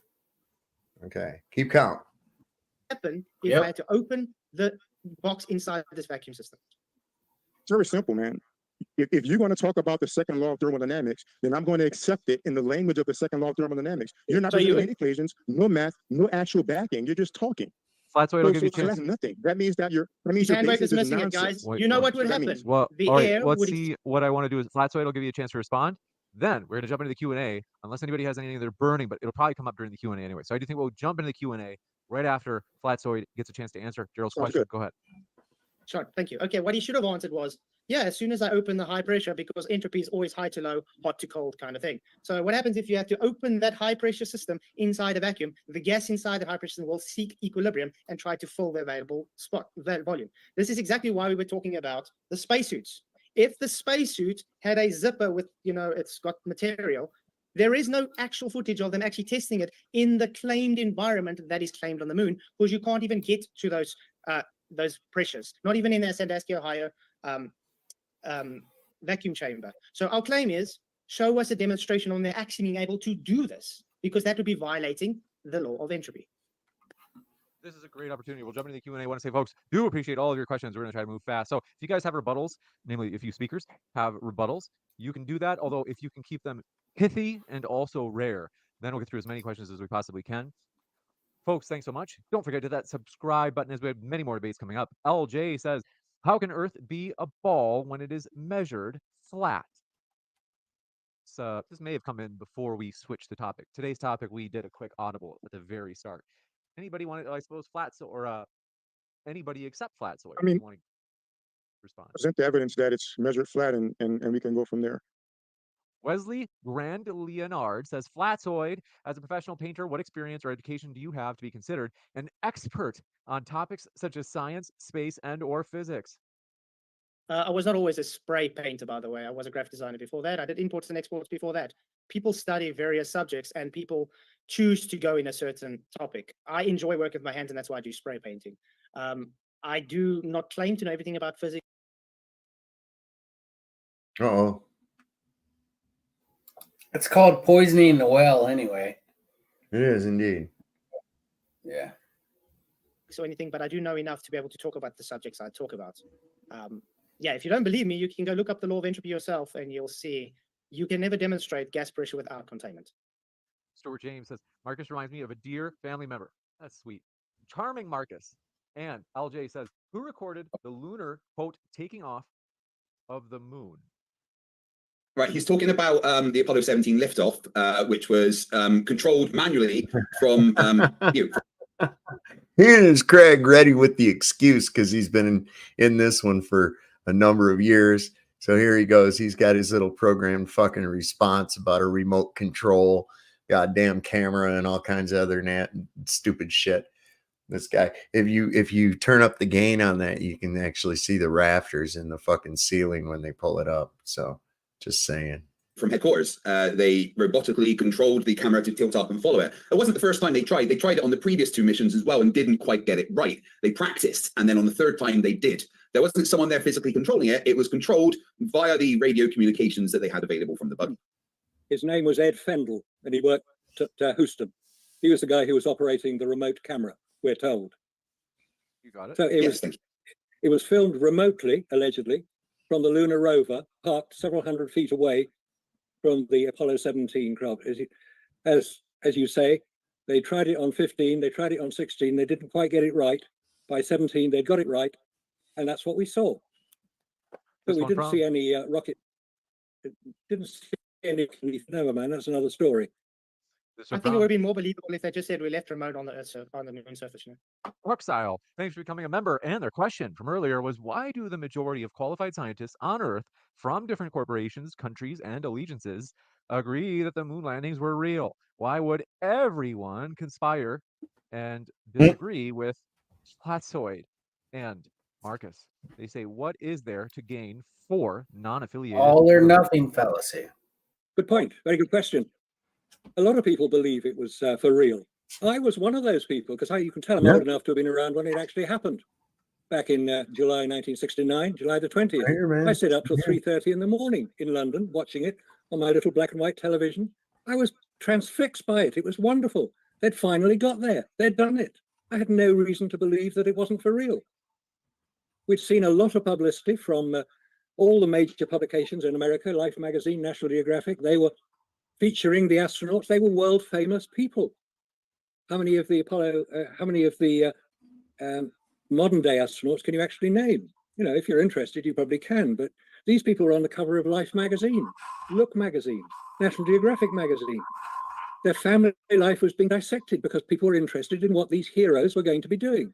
Where did they come from? Who were they? So we believed it. I believed it. I have no reservation in saying so. It was only about 20 years later when things started to become a little bit more unemotional, because it was a very emotional time. Good night, Aurorian, and thank you so much for that that definition about entropy. Awesome. A lot of people probably didn't know that. It's very good. Thank you very much. I think we're probably going to cut it off here in a minute. It's been 3.5 hours. This is about good enough for me. These are just the Q&As. We can pick up the rest of it on the next show.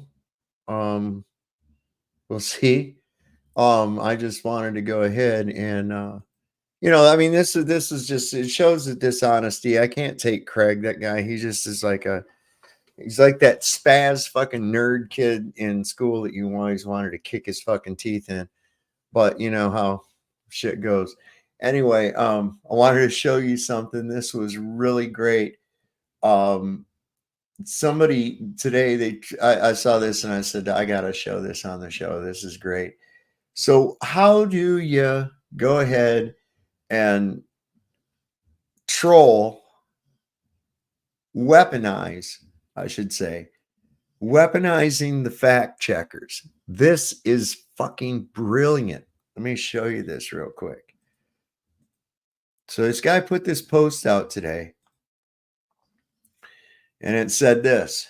It said, Hamas just bombed the USS Liberty, killing 34 American crew members and wounding 171 in international waters north of the Sinai Peninsula. So this is their fact check. Readers added context they thought people might want to know. This is a sarcastic post which may be misinterpreted as fact. Hamas did not bomb the USS Liberty. The Israeli Air Force bombed the USS Liberty in 1967, killing 34 American crew members. Way to weaponize the fact checkers, baby. I thought that was fucking brilliant, man. That's brilliant. Good stuff. Good stuff. All right, Sal, man. Good seeing you tonight. All right, Butter Biscuits. Thanks for coming up. We'll see you next time. And let's see. I think that's all we've got here tonight. I want to thank everybody for showing up that showed up. Some of the people that weren't here, One Mind, One Spirit. I didn't see you earlier. Jonah Edwards, a few other people. Jehovah's daughter, Barbara's always here. Bless her heart. Chilling, bunch of other people too. Sorry if I didn't get to you. Yeah, I'll tell you what, man, this is some fucking crazy shit. And these guys are literally losing their fucking minds worse and worse all the time. I'm watching these guys spiral further and further into a psychosis that's comical but tragic at the same time, you know, which I bet basically those are the symbols for theater too, comedy and tragedy. Anyway, personas. That's right. Hey, there's Jeebus Chris. Better late than never, huh? Yeah, you'll have to go back and rewind. Yeah, so that's the thing. And like I said, I don't even want to platform these idiots. You know, they're toxic. They're so toxic. And at this point in time, it's gotten to the point, and this is where I'm seeing in a lot of places, man, these globe people are getting their fucking asses laughed at hard. And I guess they can't really understand where all that's coming from. And it's like they can't stop this awakening. They can't. No matter what they do. Everything they've thrown at it has failed. So I don't know, man. Just keep true. Think for yourself. Don't rely on what somebody tells you based on your perception of who told you or because it's an official thing or this, that, and the other. Listen, they put all this fucking bullshit there as part of the show for you. Okay. Yeah, so we'll get into that rest of that, those Q&As there ain't a whole lot left, but it's 3.5 hours. That's enough for me tonight, and we'll continue that. So without any further ado, I'd like to there was something that's like on the fucking tip of my brain that I wanted to tell everybody. Oh yeah. Don't forget to join us tomorrow night on Jeranism channel for Reefer Roulette, 7:20 Eastern, 4:20 Pacific. Probably late because it kind of runs on Jaren time, so you know how he is. So if you show up a little late, you'll probably end up being there right as the show starts. So we've got, I think the prize got carried over from last week.